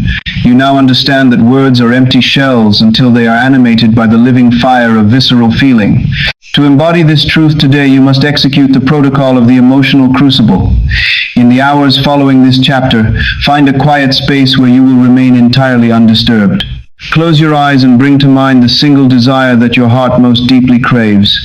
Strip away all the complex logistical steps of how it will happen, the timelines, the money, the people required. Toss them into the fire. Focus entirely on the end. If your desire is professional mastery, do not imagine the interview. Imagine the quiet, grounded pride of walking into a room knowing your place is secure. If your desire is financial abundance, do not imagine the bank transfer.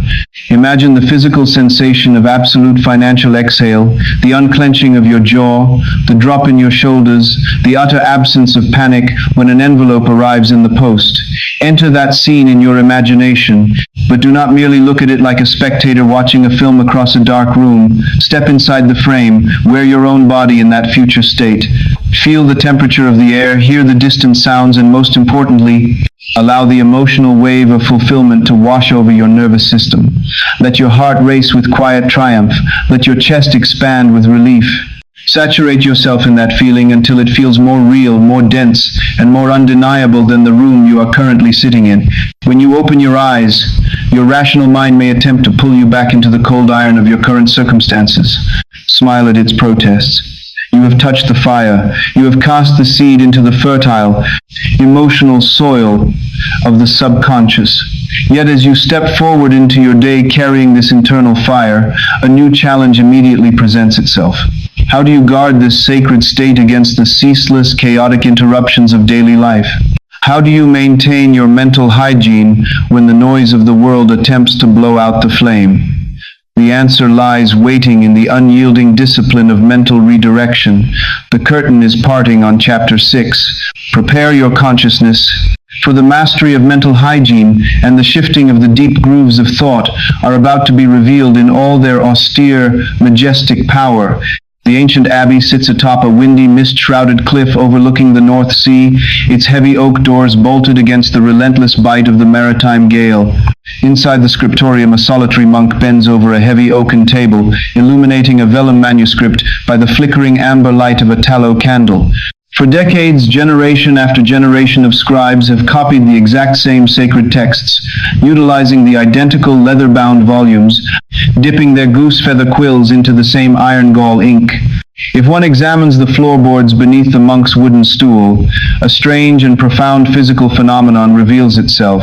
Centuries of repetitive footfalls have worn deep, smooth troughs directly into the solid stone flooring. The stone did not yield in a single day. It was carved out by the micro-motion of thousands of identical steps taken day after day, year after year, along the path of least resistance. Consider the human mind as a living scriptorium. Every human being walks through their existence carrying an invisible landscape carved out by the footfalls of past thought. The grooves of anxiety, the trenches of self-doubt, the deep ruts of financial panic, and the well-worn paths of relational insecurity were not blasted into the psyche by a single cataclysmic event. They were cut, millimeter by the mindless repetition of automated mental habits. Watch the monk as he works. If his quill slips even a fraction of a millimeter off the established line, his hand instinctively jerks to correct it, dragging the nib right back into the familiar ink trough. The human brain operates with this exact mechanical inertia. When an unexpected email arrives, when a bank notification pings, or when a critical glance is cast across a boardroom table, the unmanaged mind does not pause to choose a noble response. It snaps immediately into the deepest, oldest groove of reaction. It feels the familiar panic, speaks the familiar internal complaint, and reenacts the familiar tragedy. Yet, humanity possesses a power that stone can never claim, the capacity to lift the stylus and cut a new channel. The unawakened soul spends its life complaining about the destination of the old groove while continuing to march down its center. They scream at the walls of their prison, unaware that they are holding the chisel. Mental hygiene is not polite positive thinking. It is the austere, unyielding discipline of the gatekeeper. It is the art of standing at the threshold of consciousness, watching the ancient automatic impulses rise like smoke from a dying fire, and quietly, firmly refusing them entry into the royal chambers of the soul. To master the architecture of reality, one must transcend the romantic notion that transformation is an effortless emotional wave. We must deconstruct the mechanics of mental hygiene and neural groove carving using the rigorous method of recursive inquiry. Why does the human mind default so aggressively to patterns of limitation and fear, even after a person has glimpsed the majestic laws of consciousness? How can an individual systematically dismantle a neural pathway that has been reinforced by decades of habitual self-talk? To answer this, we must examine the biological and metaphysical feedback loops of the human nervous system. From an evolutionary standpoint, the brain is an organ of pattern recognition and energy preservation. Every thought pattern is a neural pathway wrapped in myelin, a biological insulation that allows electrical signals to travel with maximum speed and minimum metabolic cost. When you have worried about money for 20 years, the neural pathway of financial panic is as wide and smooth as a modern highway. When you attempt to introduce a new thought of abundance, it is like hacking a machete through an untamed jungle. The new thought requires massive conscious energy, focused attention, and metabolic effort. The brain, naturally seeking to conserve energy, tries to sabotage the new effort, whispering seductively, "Let's go back to the old way." It requires less work, and we know how the story ends. How then does the master of consciousness overcome this biological inertia? Through the precise application of focused attention and the law of persistent redirection. Let us trace the recursive mechanism of mental hygiene, the automatic trigger. An external stimulus occurs, e.g. an unexpected financial expense. The default groove activation, the brain's myelin insulated pathway fires instantly, generating an automatic internal script. We are ruined. There is never enough. The moment of awakening, the interruption. The conscious observer catches the automated script in flight, refusing to let it pass into the subconscious unchecked. The gentle redirection.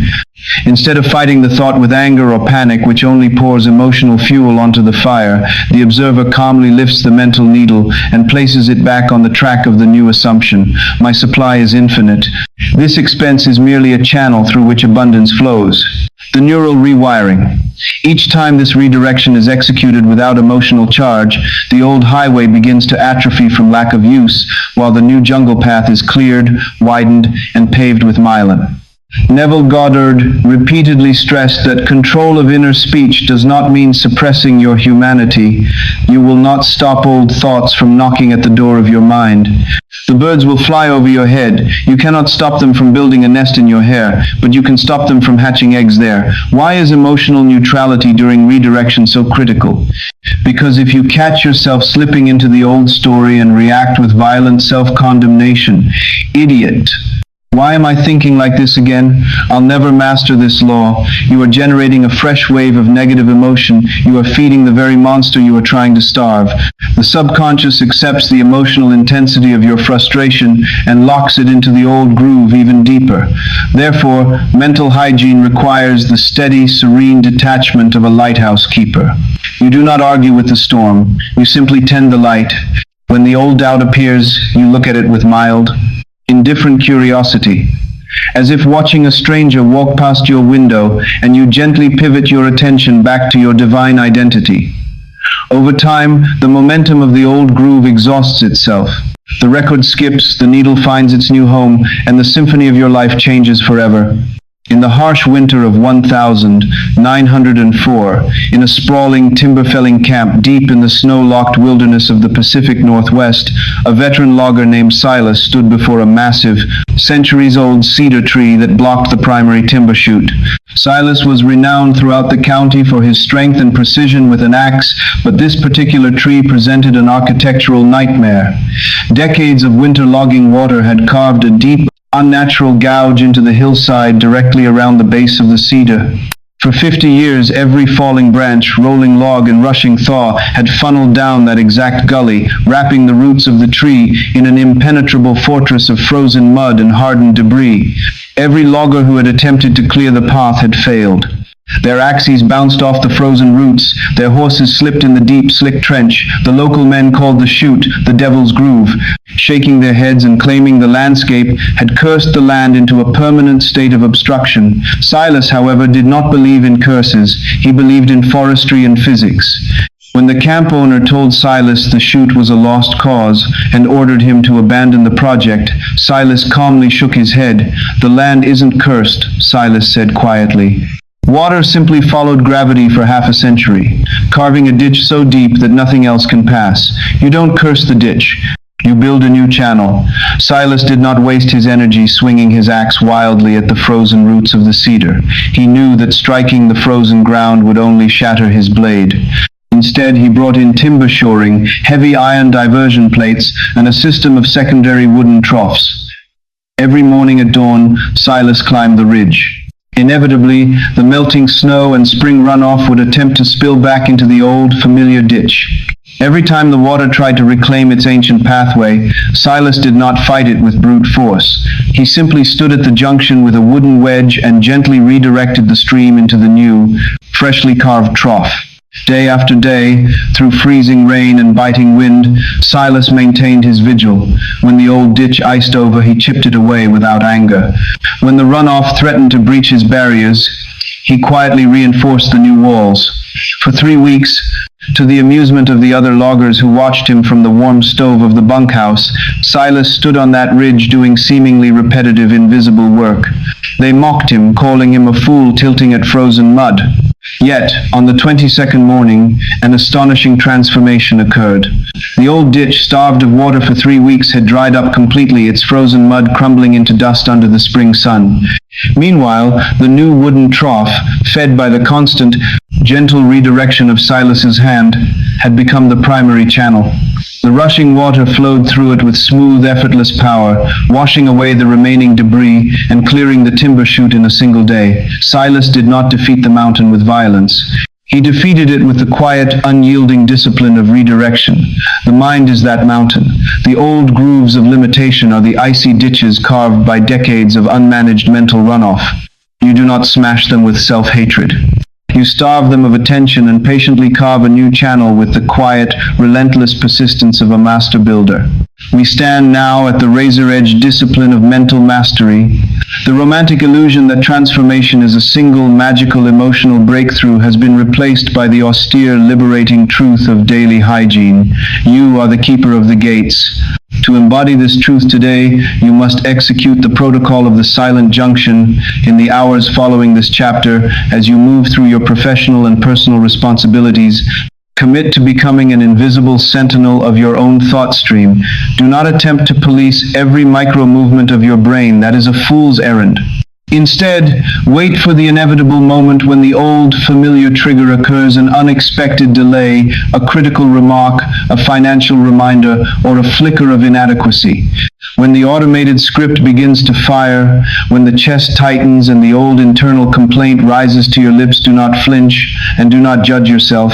Execute the 3-step pivot. The catch: stop mid-sentence in your mind. Acknowledge the thought with serene detachment. Ah, there is the old groove speaking again. The release: refuse to pour emotional fuel onto it.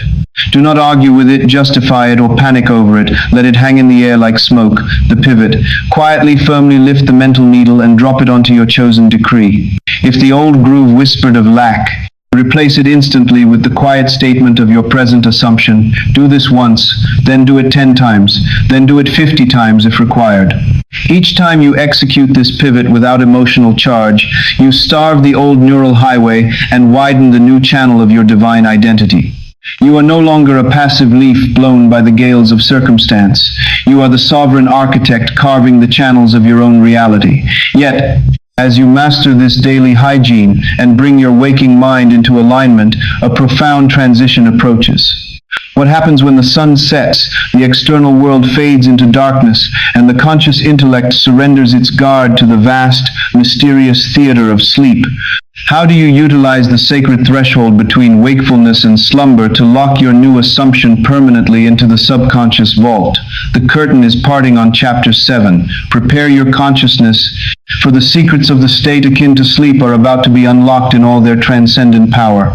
The ancient library of a coastal observatory grows quiet as the midnight oil burns low, casting long, wavering shadows across towering shelves of leather-bound star charts.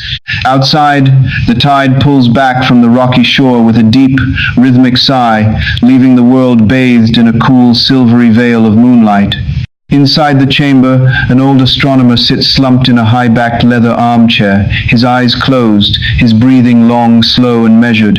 To an observer looking through the glass, the man appears to be merely resting, surrendering to the heavy gravity of physical exhaustion after a grueling day of calculations.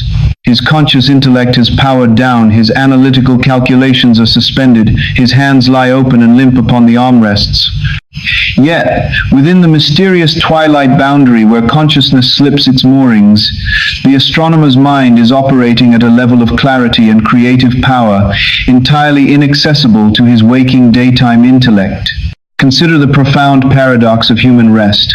Humanity treats sleep as an annoying biological tax, a dark blank interruption in the daily business of living, a time when consciousness supposedly switches off and nothing of value occurs.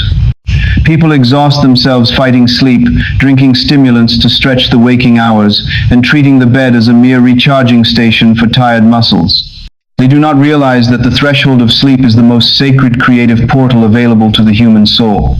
Watch the old astronomer as he hovers in that exquisite, weightless zone between wakefulness and slumber, a state the mystics call the twilight zone, and which Neville Goddard designated as the state akin to sleep. In this liminal space, the harsh gatekeeper of the conscious, logical mind drops its keys. The critical faculty, that noisy, skeptical internal critic that constantly measures your dreams against your current bank balance, your history, and your limitations, goes quiet. The subconscious mind steps forward from the shadows, fully awake, fully receptive, and completely unshielded. Whatever seed you drop into the soil of consciousness in this twilight hour is not battered away by doubt.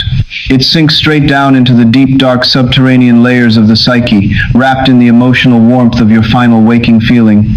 It takes root in the silence.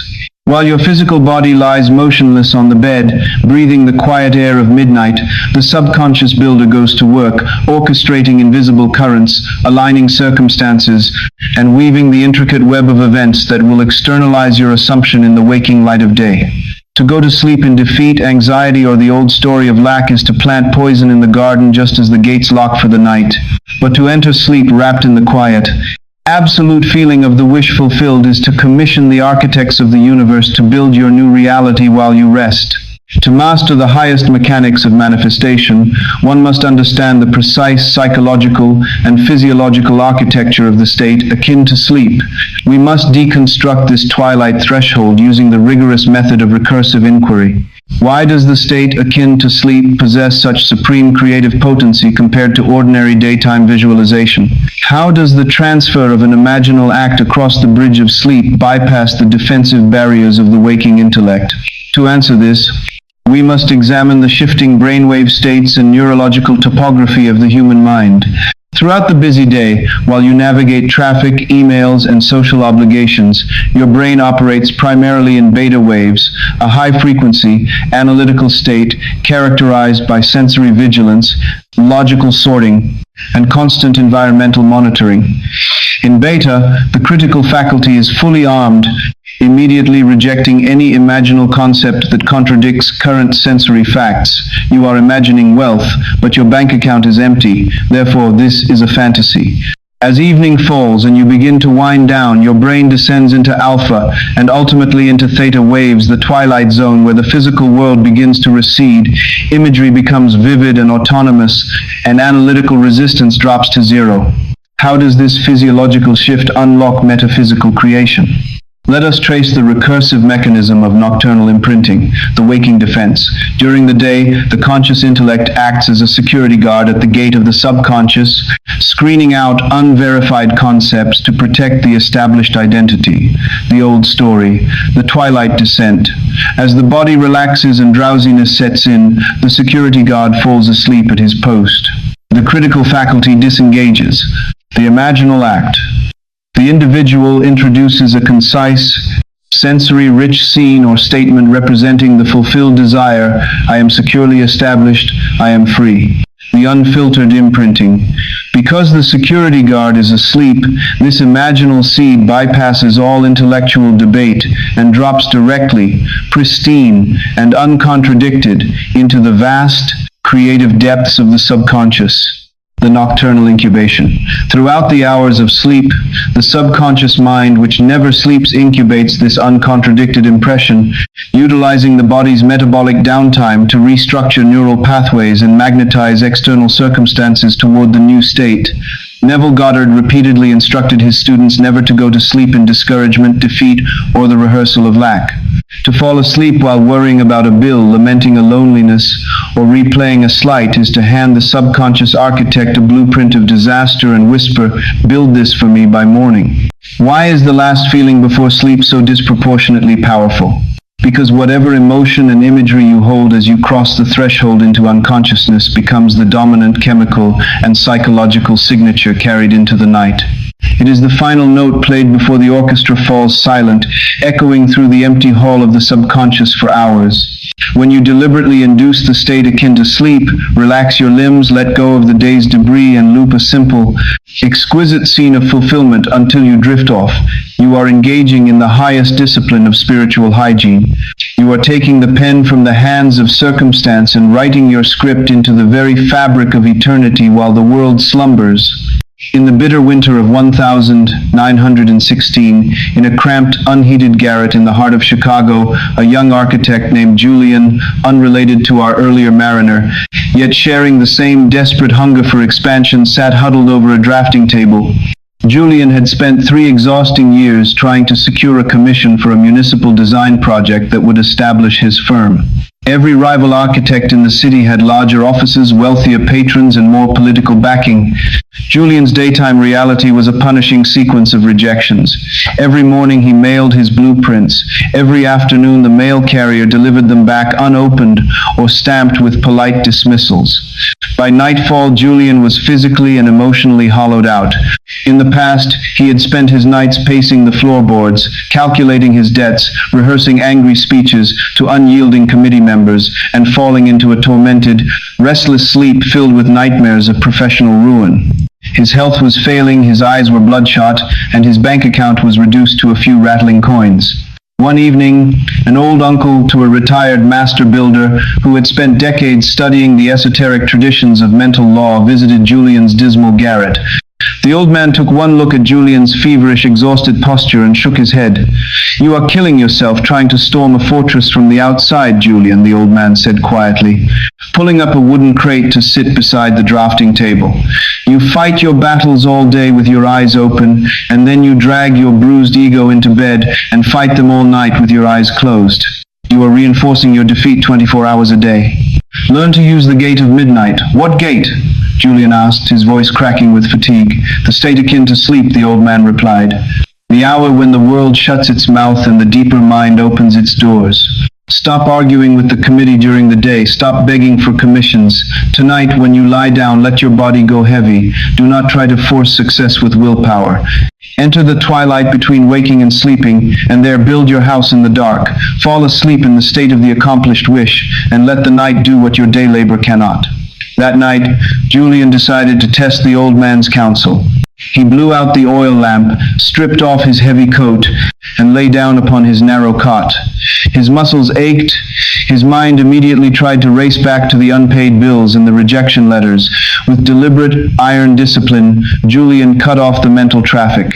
He closed his eyes and focused entirely on relaxing his physical vessel, releasing his jaw, dropping his shoulders, softening his hands. He allowed his consciousness to drift downward into that delicious, heavy fog just before sleep.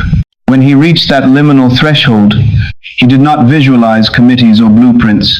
He went straight to the end. He imagined a single, exquisite sensory moment. He felt the solid, heavy brass of a grand double door swinging open beneath his hand.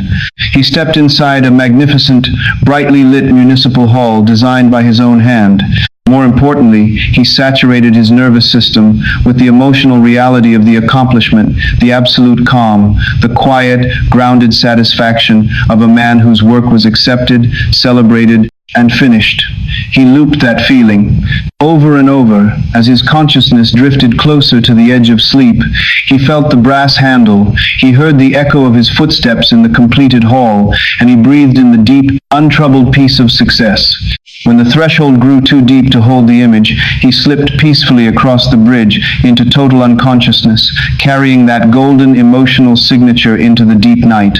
He repeated this ritual every single night for 2 weeks. During the day he continued his work, but the frantic desperation had vanished from his eyes. He walked with the quiet assurance of a man who had already settled his accounts with destiny. On the 15th morning, an extraordinary event occurred. Not through a competitive bidding war, but through an inexplicable administrative reorganization triggered by the sudden resignation of the city's chief planning commissioner, an official Julian had never even met. The entire municipal portfolio was reviewed under a newly instituted emergency protocol. Julian's designs, retrieved from a neglected archive box in City Hall, were selected unanimously for immediate development. There was no struggle, no lobbying, no debate. The night had built what the day could not touch. Julian walked into the municipal offices to sign the contract, feeling the exact cool brass handle beneath his fingers that he had touched every night for 2 weeks in the state akin to sleep. The physical world had merely obeyed the blueprint planted in the midnight threshold. We stand now at the nocturnal gateway of creation. The turbulent noise of the waking day has faded into the deep restorative silence of the night. You now understand that the twilight threshold between wakefulness and slumber is not a dead blank, but the most fertile creative laboratory in the universe. To embody this truth today, you must execute the protocol of the midnight threshold. In the hours ahead, as you prepare to close your eyes for the night, treat your transition into sleep with the solemn reverence of a sacred ritual. Disconnect from the chaotic noise of screens, arguments, and data feeds at least 30 minutes before your head touches the pillow. Allow your physical body to settle into absolute comfort. As the heavy fog of drowsiness begins to roll across your consciousness, that exquisite, weightless borderland where your limbs feel warm and heavy, bring to mind your chosen desire. Do not labor over the logistics. Do not calculate how it will arrive. Go straight to the end. Construct a concise, sensory-rich scene that implies your wish is already fully accomplished. If you desire health, imagine hearing a friend say, "You look radiant and completely restored," and feel the vibrant energy humming in your veins. If you desire financial security, imagine looking at a zero-balance debt statement marked paid in full, and feel the massive, warm wave of relief wash over your chest. Loop that scene gently, effortlessly. Do not strain. Straining wakes the analytical mind. Let the imagery flow through you like water. Allow yourself to feel the emotional reality of the state with absolute conviction. As the boundaries blur and you drift across the bridge into sleep, let that feeling be the final impression stamped upon your soul. Submerge yourself in it. Let the night carry it into the deep, unyielding vaults of your subconscious. You are no longer a victim of waking anxiety. You are a conscious cultivator of nocturnal seeds. Yet, as you master the art of planting seeds in the dark, a critical test awaits you in the harsh, glaring light of the morning sun. How do you maintain your loyalty to that nocturnal planting when the alarm clock rings, the sun rises, and the physical senses immediately rush forward to demand proof of your desire? How do you practice unyielding persistence when doubt tests your spiritual spine? The answer lies waiting in the immutable discipline of waking loyalty. The curtain is parting on Chapter 8. Prepare your consciousness, for the trials of persistence and the unshakable mechanics of outer conformity are about to be revealed in all their majestic, uncompromising truth. The morning sun breaks over the jagged ridgelines of a forgotten mountain pass, casting a sharp, unforgiving light across a field of stubborn ice. Frost clings to the rugged pines, and the air bites the lungs with an icy metallic sting. In the center of this frozen clearing stands an old mountaineer, his hands calloused, his eyes fixed on the distant cloud-shrouded summit. Just last night, in the warmth of his tent, he had closed his eyes and vividly inhabited the feeling of standing upon that peak, bathed in warm sunlight, viewing the world below. Yet, as he opens his eyes to the harsh reality of dawn, the wind howls a mocking defiance. His boots are stiff with frost, his limbs ache with bitter cold. The summit remains hidden behind a towering wall of gray, hostile cloud.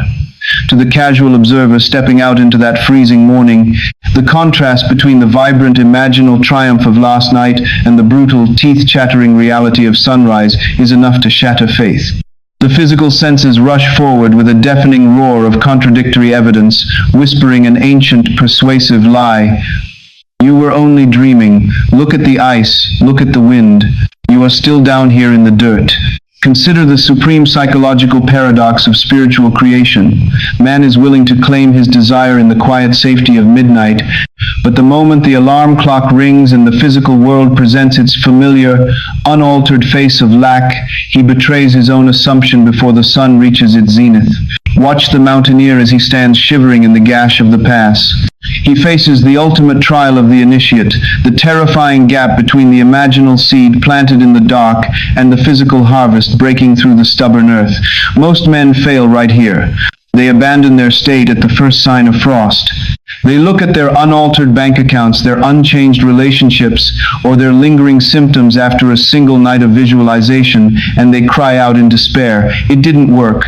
They do not realize that an assumption does not harden into physical fact overnight without a test of loyalty. Persistence is not a polite preference. It is the absolute, non-negotiable law of the harvest. Just as a seed buried in the deep earth must spend days in silent, unseen darkness pushing against the heavy weight of soil before a single green shoot breaks the surface, an imaginal state requires time, loyalty, and unyielding psychological pressure to externalize its form. To drop an assumption at night and pick up the old story of lack by breakfast is to dig up the seed every morning to see if it has grown, ensuring it rots in the dark.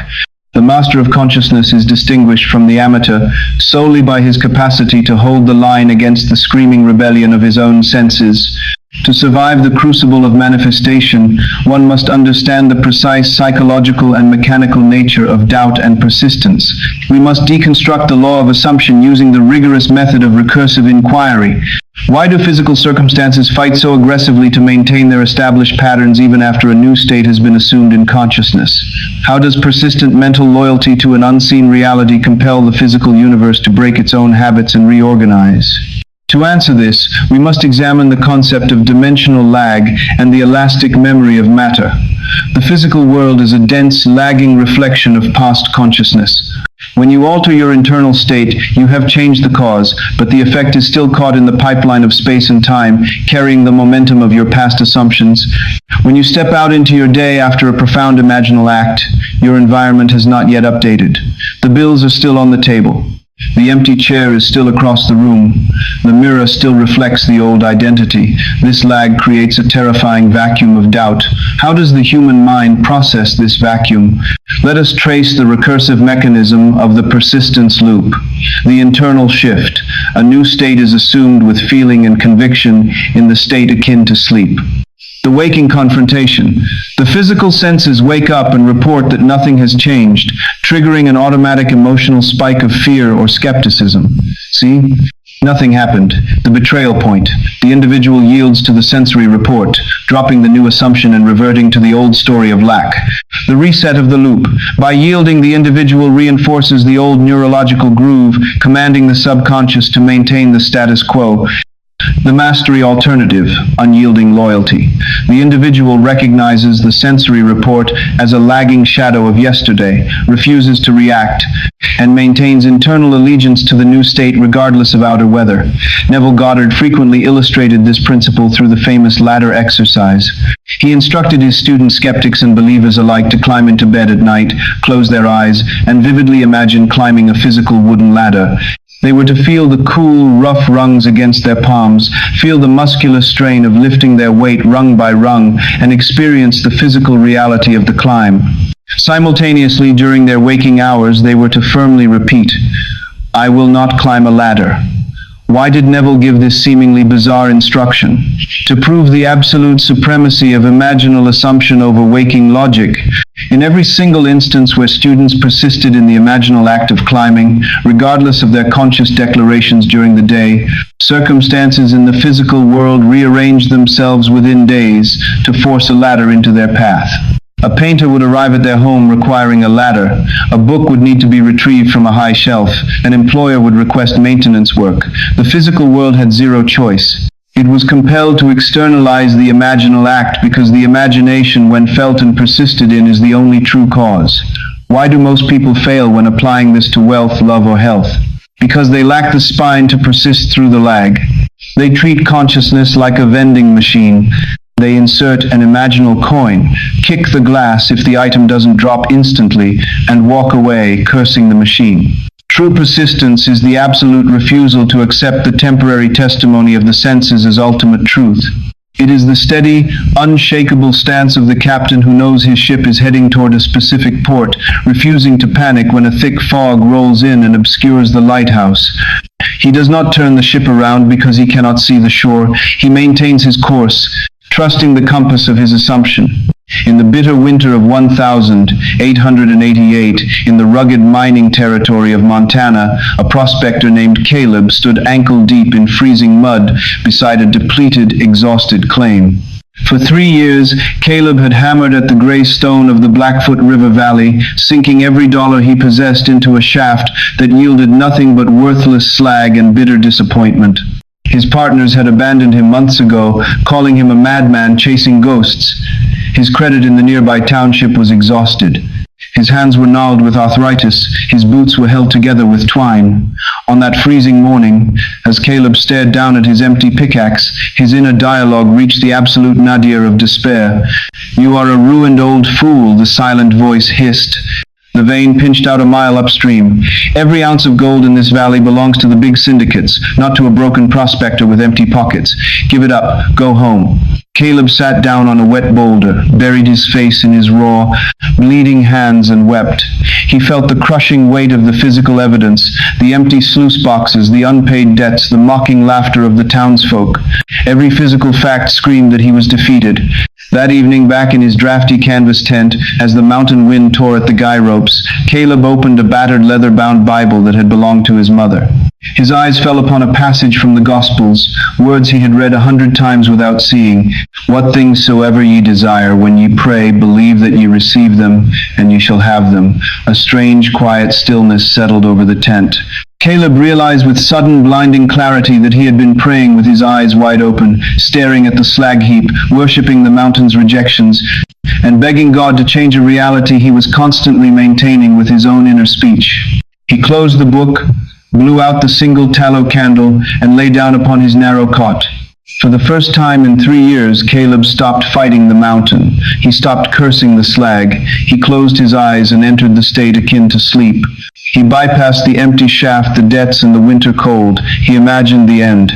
He imagined standing in the assay office in Helena, holding a heavy canvas sack filled with raw, unrefined gold nuggets that he had pulled from his own earth. He felt the heavy, sagging weight of the sack in his right hand. He heard the sharp, metallic clink of gold spilling across the wooden counter. He saw the astonished face of the assayer looking up from the scales with wide eyes.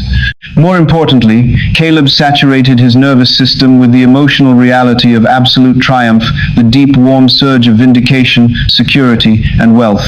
He played that scene over and over as he drifted into sleep. When he woke at dawn, the wind was still howling, the frost was still clinging to the canvas, and his empty pickaxe was still waiting outside in the mud. The physical senses rushed forward instantly, demanding surrender. "Look outside, Caleb. Nothing changed. You're still broke." This was the crucible. This was the test of persistence. Caleb did not curse the morning. He sat up on his cot, took a deep breath, and locked his jaw. He looked straight at the frosty tent wall and spoke aloud into the cold air. "The world is a shadow. My wealth is established within." Throughout that day, as he walked the claim, whenever the old panic or the sight of the barren rock threatened to break his resolve, Caleb did not fight it with frantic optimism. He simply executed the pivot. He returned his mind to the heavy canvas sack of gold. He felt its weight in his hand. He refused to discuss his poverty with the few people he encountered, pivoting his inner conversation away from lack. For 7 brutal days, the physical world refused to budge. The frost grew thicker. The debts pressed closer. On the 8th night, doubt screamed louder than ever. Yet Caleb held the line. He returned to his imaginal scene every single night with absolute, unyielding loyalty.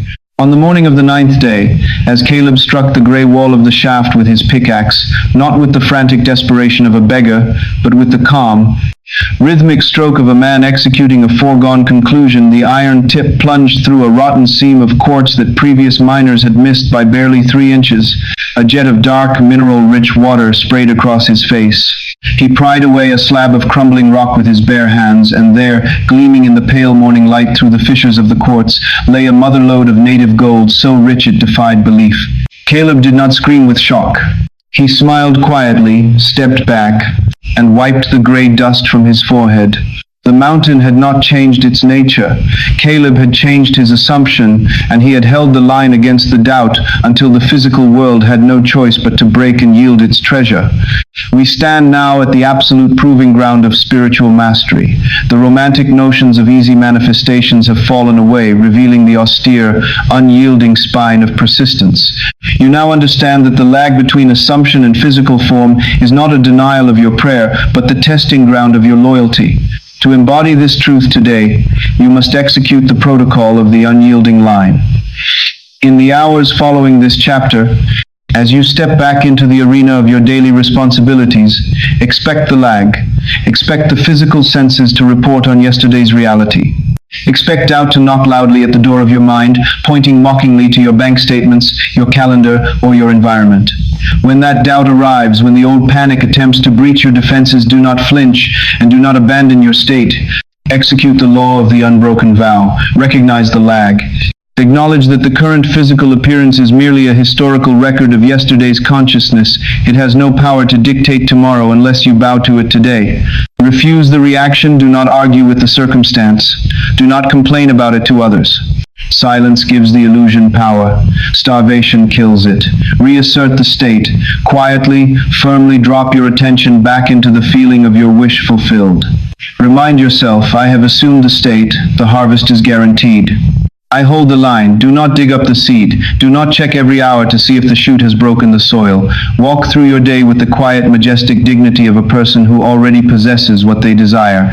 Let the world scream its contradictions. Your inner sanctuary remains inviolate. Yet, as you master this unshakable persistence, a profound horizon opens before you. What happens when this law of assumption is applied not merely to external wealth, career milestones, or relational harmony, but to the very temple of your physical vessel, your health, your vitality, and your physical form? How does consciousness govern the cellular architecture of the body? The curtain is parting on Chapter 9. Prepare your consciousness, for the restoration of vitality and the conquest of physical limits are about to be revealed in all their transcendent, healing power. The winter twilight falls over a quiet, antiseptic hospital room, painting the whitewashed walls in pale, melancholic shades of blue and gray.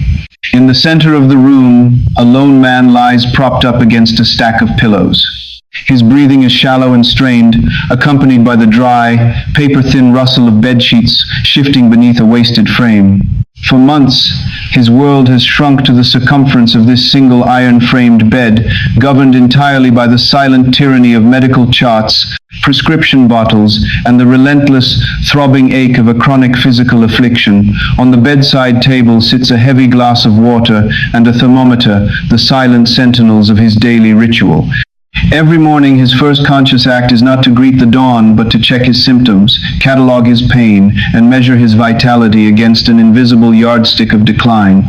To anyone standing in that doorway, the man's condition is an unassailable mountain of hard fact.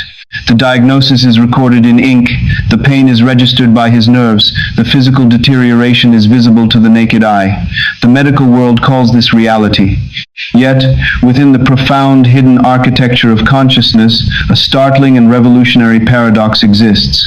The physical body is not an independent machine that dictates the state of the mind. It is the living mirror, reflecting the architectural blueprint of the soul. Consider the supreme tragedy of human suffering. Humanity treats the physical body as a stubborn, sovereign tyrant that acts of its own accord, capable of breaking down, aging, and falling ill, independently of human awareness. People spend millions of hours battling symptoms, worshipping diagnoses, and treating their flesh like a broken engine brought to an unsympathetic mechanic. Watch the man in the hospital bed as he closes his eyes. He is not merely suffering from an affliction, he is actively maintaining it. Every time he wakes up and checks his symptoms with dread, every time he whispers to his visitors, "I am sick, I am weak, I am fading," he is issuing a direct biological command to his subconscious builder. The subconscious, faithful to a fault, takes that inner speech and meticulously reproduces the physical equivalent in flesh and bone. The body is nothing more than consciousness made visible. It has no will of its own, it has no voice of its own. It merely wears the clothes you weave for it in the quiet, unseen chamber of your mind. To heal the body, you cannot merely fight the shadow on the wall. You must walk back into the projection booth of consciousness and change the film. To unlock the mechanics of physical restoration, one must shatter the materialist illusion that the body is primary. We must deconstruct the relationship between consciousness and physical health using the rigorous method of recursive inquiry. Why does the physical form hold on to chronic illness and pain with such stubborn persistence, even when a person intellectually desires healing? How can an abstract shift in inner speech and emotional assumption reorganize cellular structure, reduce inflammation, and restore vitality to a depleted vessel? To answer this, we must examine the biological architecture of belief. The human body is a dynamic, fluid matrix of trillions of cells that are constantly dying and regenerating, replacing themselves entirely over the course of several months. The flesh you inhabit today is physically different from the flesh you inhabited a year ago. Why, then, do chronic conditions persist year after year if the cellular structure is constantly turning over? Because the blueprint hasn't changed. The subconscious mind holds the master architectural plan of your identity. If your dominant self-concept is anchored in sickness, if your habitual inner conversation revolves around your diagnosis, your limitations, and your frailty, then every new cell born into your body is instructed by the subconscious to conform to that sick identity. The cells are simply obeying the master builder's orders. How then does the assumption of health rewrite this biological software? Let us trace the recursive mechanism of somatic restoration, the established blueprint. A chronic state of illness is accepted as a permanent fact, generating a continuous inner monologue of symptoms, fear, and limitation. The somatic mirror. The subconscious instructs cellular regeneration to match this blueprint, maintaining inflammation, fatigue, and pain. The awakening interruption. The individual realizes that the body is an effect, not a cause, and ceases to worship the symptoms. The state of wholeness. Through deliberate imaginal induction, the individual drops the identity of the sick person and assumes the psychological state of radiant, effortless health. I am whole. I am vital. My body operates with divine perfection. The cellular realignment. The subconscious accepts the new blueprint of wholeness. As cells regenerate, they are no longer commanded by sickness, and the physical form reorganizes to match the new inner assumption. Neville Goddard repeatedly emphasized that you cannot heal the body while living from the consciousness of sickness. You must dare to assume the feeling of health before the physical senses report a single change. Why does this require such immense spiritual courage? Because the physical senses are biological cowards. When you are in pain, your nerves scream for attention, demanding that you acknowledge them as the ultimate reality. To look past an aching joint, a failing organ, or a chronic diagnosis and declare, "I am perfectly healthy right now in consciousness," feels to the logical mind like a dangerous delusion. Yet, mysticism and advanced metaphysics agree. The physical senses are not authorities. They are historians reporting on yesterday's blueprint. If you want a new body tomorrow, you must inhabit the health of that new body in consciousness today. You must breathe through it, move through it in imagination, and feel the vibrant, effortless energy of wellness until the old symptoms are reduced to nothing more than the fading echoes of a finished play. In the damp autumn of 1914, in a stone cottage overlooking the grey mists of the English coast, a man named Arthur lived as a prisoner of his own declining physical frame. For 7 long years, Arthur had suffered from a severe, degenerative joint affliction that had locked his knees and hands in rigid, agonizing inflammation. He could walk only with the aid of heavy wooden crutches, and his days were a dreary procession of liniment rubs, doctor's visits, and quiet despair. Arthur's inner monologue had become a funeral dirge. Every morning, as he forced his stiff fingers to grip his crutches, his mind automated its familiar litany. "I am broken. My body is failing." I am too old and too far gone for recovery. Each year the pain grows worse, and soon I will be entirely bedridden. This is my lot in life." He believed he was merely being realistic. When well-meaning friends visited and urged him to look on the bright side, Arthur would tap his swollen knuckles against the wooden arm of his chair and reply bitterly, "Optimism doesn't rebuild cartilage. Look at the joints. These are medical facts." By treating his physical deterioration as an absolute sovereign law, Arthur was binding his subconscious builder to a blueprint of decay. Every time he rehearsed his symptoms to a visitor, every time he checked his joints with dread, he was pouring fresh concrete into the foundation of his illness. One evening, a visiting nephew, a surgeon who had traveled widely and studied the strange, unmapped intersections of mind and matter, sat quietly by Arthur's hearth. He listened to his uncle's endless catalogue of pain until the clock struck midnight. Then, leaning forward, the nephew spoke with gentle, unyielding firmness. "You are dying of an architectural error, Uncle Arthur. You have spent 7 years drawing blueprints of a ruin and handing them to your subconscious. And then you curse God because the building collapses. The body does not make itself sick. The mind commands the flesh. Put down the crutches in your mind first. Step out of the sick room in consciousness and let the body follow where the soul leads." Arthur stared at him in stunned disbelief. "Are you telling me my joints are an illusion? I can't even stand without screaming." "I am telling you that your symptoms are the shadow cast by your assumptions," the nephew replied. "You are worshipping the shadow. Stop looking at the body. Go inside, assume the state of absolute wholeness, and let the infinite intelligence that built your bones reconstruct them from within." That night, alone in his quiet room, Arthur experienced a profound, terrifying awakening. For the first time in 7 years, he stopped fighting his joints. He stopped checking his symptoms. He closed his eyes, settled back against his pillows, and dared to perform a dangerous experiment. He bypassed the pain entirely. He knew that if he focused on his knees, his analytical mind would scream in agony, so he went straight to the end. He imagined a single sensory-rich scene. He felt the cool spring turf beneath the soles of his bare feet as he walked briskly across an open meadow. He felt the fluid, effortless flex of his knees. He felt the warm sun on his face, the absolute absence of pain, and the surging, vibrant energy of a body operating at peak vitality. He did not visualize the healing process. He imagined the accomplished fact. He felt what a healthy man feels. He played that scene over and over, slipping into the state akin to sleep, saturating his subconscious with the emotional signature of vibrant health. When pain flared in his joints, he did not worship it. He quietly pivoted his attention back to the feeling of walking freely across the meadow. For 14 days, the physical body protested violently. The pain did not vanish overnight. The joints remained swollen. The crutches stood in the corner, but Arthur held the line. He refused to speak of his illness. He maintained his imaginal posture with the stubborn loyalty of a soldier guarding a gate. On the 15th morning, an extraordinary physical sensation woke him before dawn. It was not pain, but a deep, unfamiliar warmth pulsing through his legs, a tingling surge of cellular regeneration that felt like spring water thawing frozen ground. Arthur sat up, placed his feet on the wooden floor, and stood. His knees clicked, the stiffness yielded, and for the first time in 7 years, he took a step across the room without his crutches. He did not collapse. He walked to the window, threw open the shutters, and breathed in the cold morning air, weeping not from sorrow, but from the overwhelming, reverent awe of a man who realized he was the master of his own temple. We stand now at the sacred threshold of bodily sovereignty. The illusion that your physical vessel is an independent tyrant has been dismantled. You now understand that your flesh is merely the living canvas upon which your dominant consciousness projects its blueprints.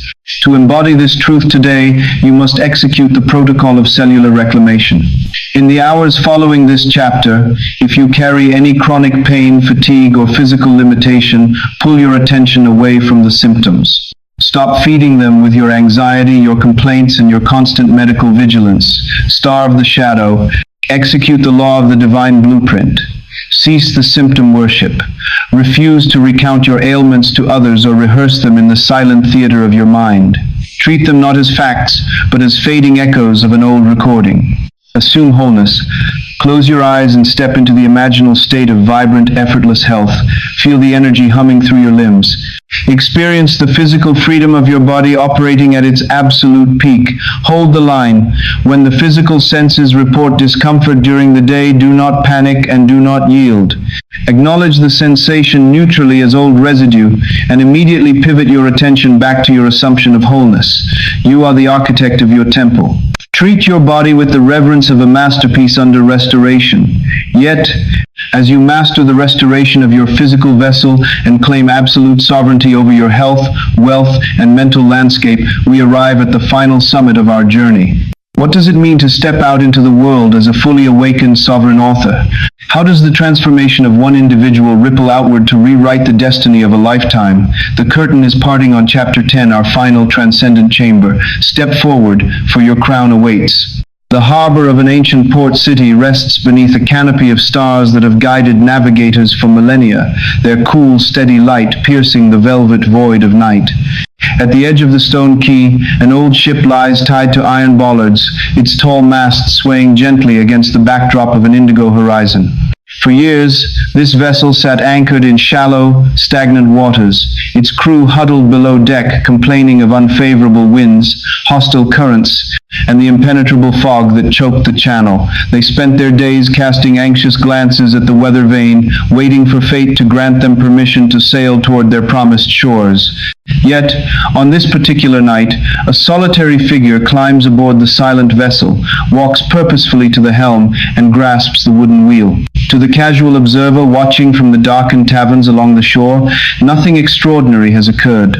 The ship is still tied to the dock. The night air is still cold. The tide is still low. Yet within the profound architecture of consciousness, a cataclysmic revolution has taken place. The man at the helm has ceased to be a passenger at the mercy of the voyage. He has stepped into the absolute sovereignty of the captain. Consider the supreme paradox of human awakening. Humanity spends an entire lifetime wandering through the theater of existence as a helpless extra in a script written by someone else. They react to economic tides, family histories, relational weather, and professional rejections as though these forces possessed independent, sovereign authority. They wait for the world to change its mind about them. They wait for a favorable wind that never blows, praying to an indifferent sky for a rescue that never arrives. They do not realize that the universe is not a runaway locomotive hurtling toward a tragic collision.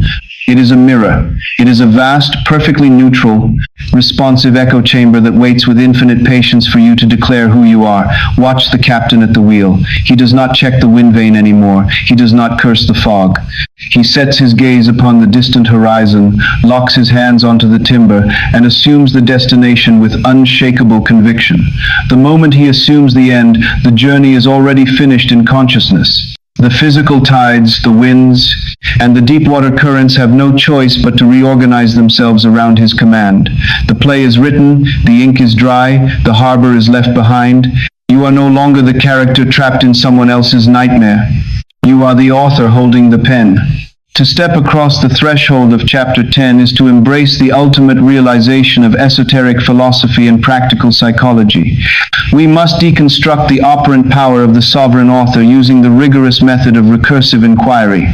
Why do human beings cling so desperately to the identity of the victim even after they have been shown the keys to absolute self-creation? How does the assumption of sovereign authorship permanently alter an individual's relationship with time, circumstance, and destiny? To answer this, we must examine the psychology of surrender and assumption. The ego, the surface intellectual identity, is addicted to struggle. It loves the drama of being misunderstood, the heroism of overcoming external odds, and the comforting excuse of historical injury. To step into operant power requires the total crucifixion of the victim ego. It demands that you surrender the right to blame anyone, anything, or any past event for your current condition. Why is this surrender so terrifying to the unawakened mind? Because if you are truly the author of your reality, then you must also take absolute responsibility for your miseries. You can no longer blame the economy, your childhood, your employer, or your partner for your lack.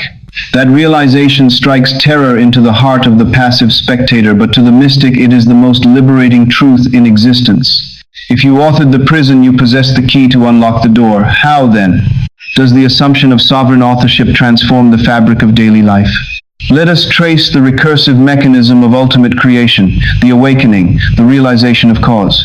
The individual finally perceives that consciousness is the sole reality and that all external conditions are projections of inner speech. The crucifixion of blame. The individual drops all grievances against the outer world, recognizing that fighting circumstances is fighting shadows. The sovereign decree. The individual steps into the operant power, claiming their desired state with the quiet, unquestionable authority of the Creator. I am the author. This is my reality. The harmonious collapse. Because there is no longer any internal division between observer and observed, the external world scrambles to conform with the speed of light, resolving conflicts, opening doors, and aligning resources. The eternal now. The individual rests permanently in the consciousness of the wish fulfilled, moving through life not as a seeker trying to get something, but as a master walking through a kingdom that already belongs to them. Neville Goddard spent his entire teaching career bringing men back to this single monumental realization: you are the operant power. There is no other power. There is no external deity judging your worth, no distant fate plotting your downfall, and no malicious karma locking you in a cell. There is only consciousness, projecting its own inner states onto the screen of space and time. When you fully awaken to this truth, the frantic hustle of life ceases. You no longer need to manipulate people, force outcomes, or claw your way up corporate and social ladders through sheer exhaustion. You simply go within, alter the state in consciousness, and watch with quiet, amused awe as the outer world rearranges its atoms to validate your claim. You become like the sun, which does not negotiate with the darkness, but simply shines, knowing that shadow is merely the absence of light. In the late autumn of 1933, in a cramped rented room in New York City, a man named Neville sat staring at a closed railway ticket office window. He was a man with a fierce, burning desire to cross the American continent and visit his family in his native Barbados, but he possessed exactly zero financial resources, no job, no savings, and a global economic depression standing like an iron wall between himself and his home. By all objective, material measurements, his desire was an impossibility. The shipping lines were booked, the borders were tightly regulated, his pockets were empty. A lesser man would have sighed, accepted the facts of the Great Depression, and waited for better economic times. But Neville had discovered the operant power. He knew that Barbados was not separated from him by miles of ocean. It was separated from him by a state of consciousness. He did not run around New York begging for loans. He did not write desperate letters to wealthy acquaintances. He walked back to his small room, locked the door against the noise of the city, and sat down in his armchair. He closed his eyes and executed the ultimate act of sovereign authorship. He did not visualize the journey, the ticket agent, or the boat. He went straight to the end. He imagined that he was not in a cold New York room, but lying on his mother's veranda in Barbados, smelling the tropical sea salt in the breeze, hearing the rustle of the palm fronds overhead, and feeling the warm island air against his skin. He made the imaginal act so dense, so vivid, and so emotionally absolute that his New York room vanished entirely from his awareness. He did this night after night. When the waking day brought letters demanding rent, he did not worship the debt. He returned to his veranda in consciousness. He held the line with the unshakable dignity of a sovereign claiming his throne. Within 2 weeks, without Neville asking a single person for money, a letter arrived from his brother in Barbados informing him that unexpected funds had miraculously cleared, accompanied by an open-ended steamship ticket. When Neville went to the shipping office to claim his passage, the clerk looked at his papers and casually remarked, "You are booked in first class, Mr. Goddard. Someone dropped their reservation at the 11th hour, and the berth is yours." Neville did not gasp with surprise. He smiled quietly, stepped onto the deck when the ship pulled away from the New York quay, and looked out across the Atlantic.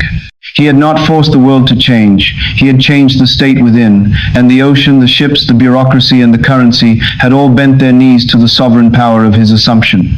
We stand now at the final summit of our journey. The 10 chambers have opened one by one, stripping away your illusions, shattering your victimhood, forging your emotional fire, and establishing your unshakable persistence.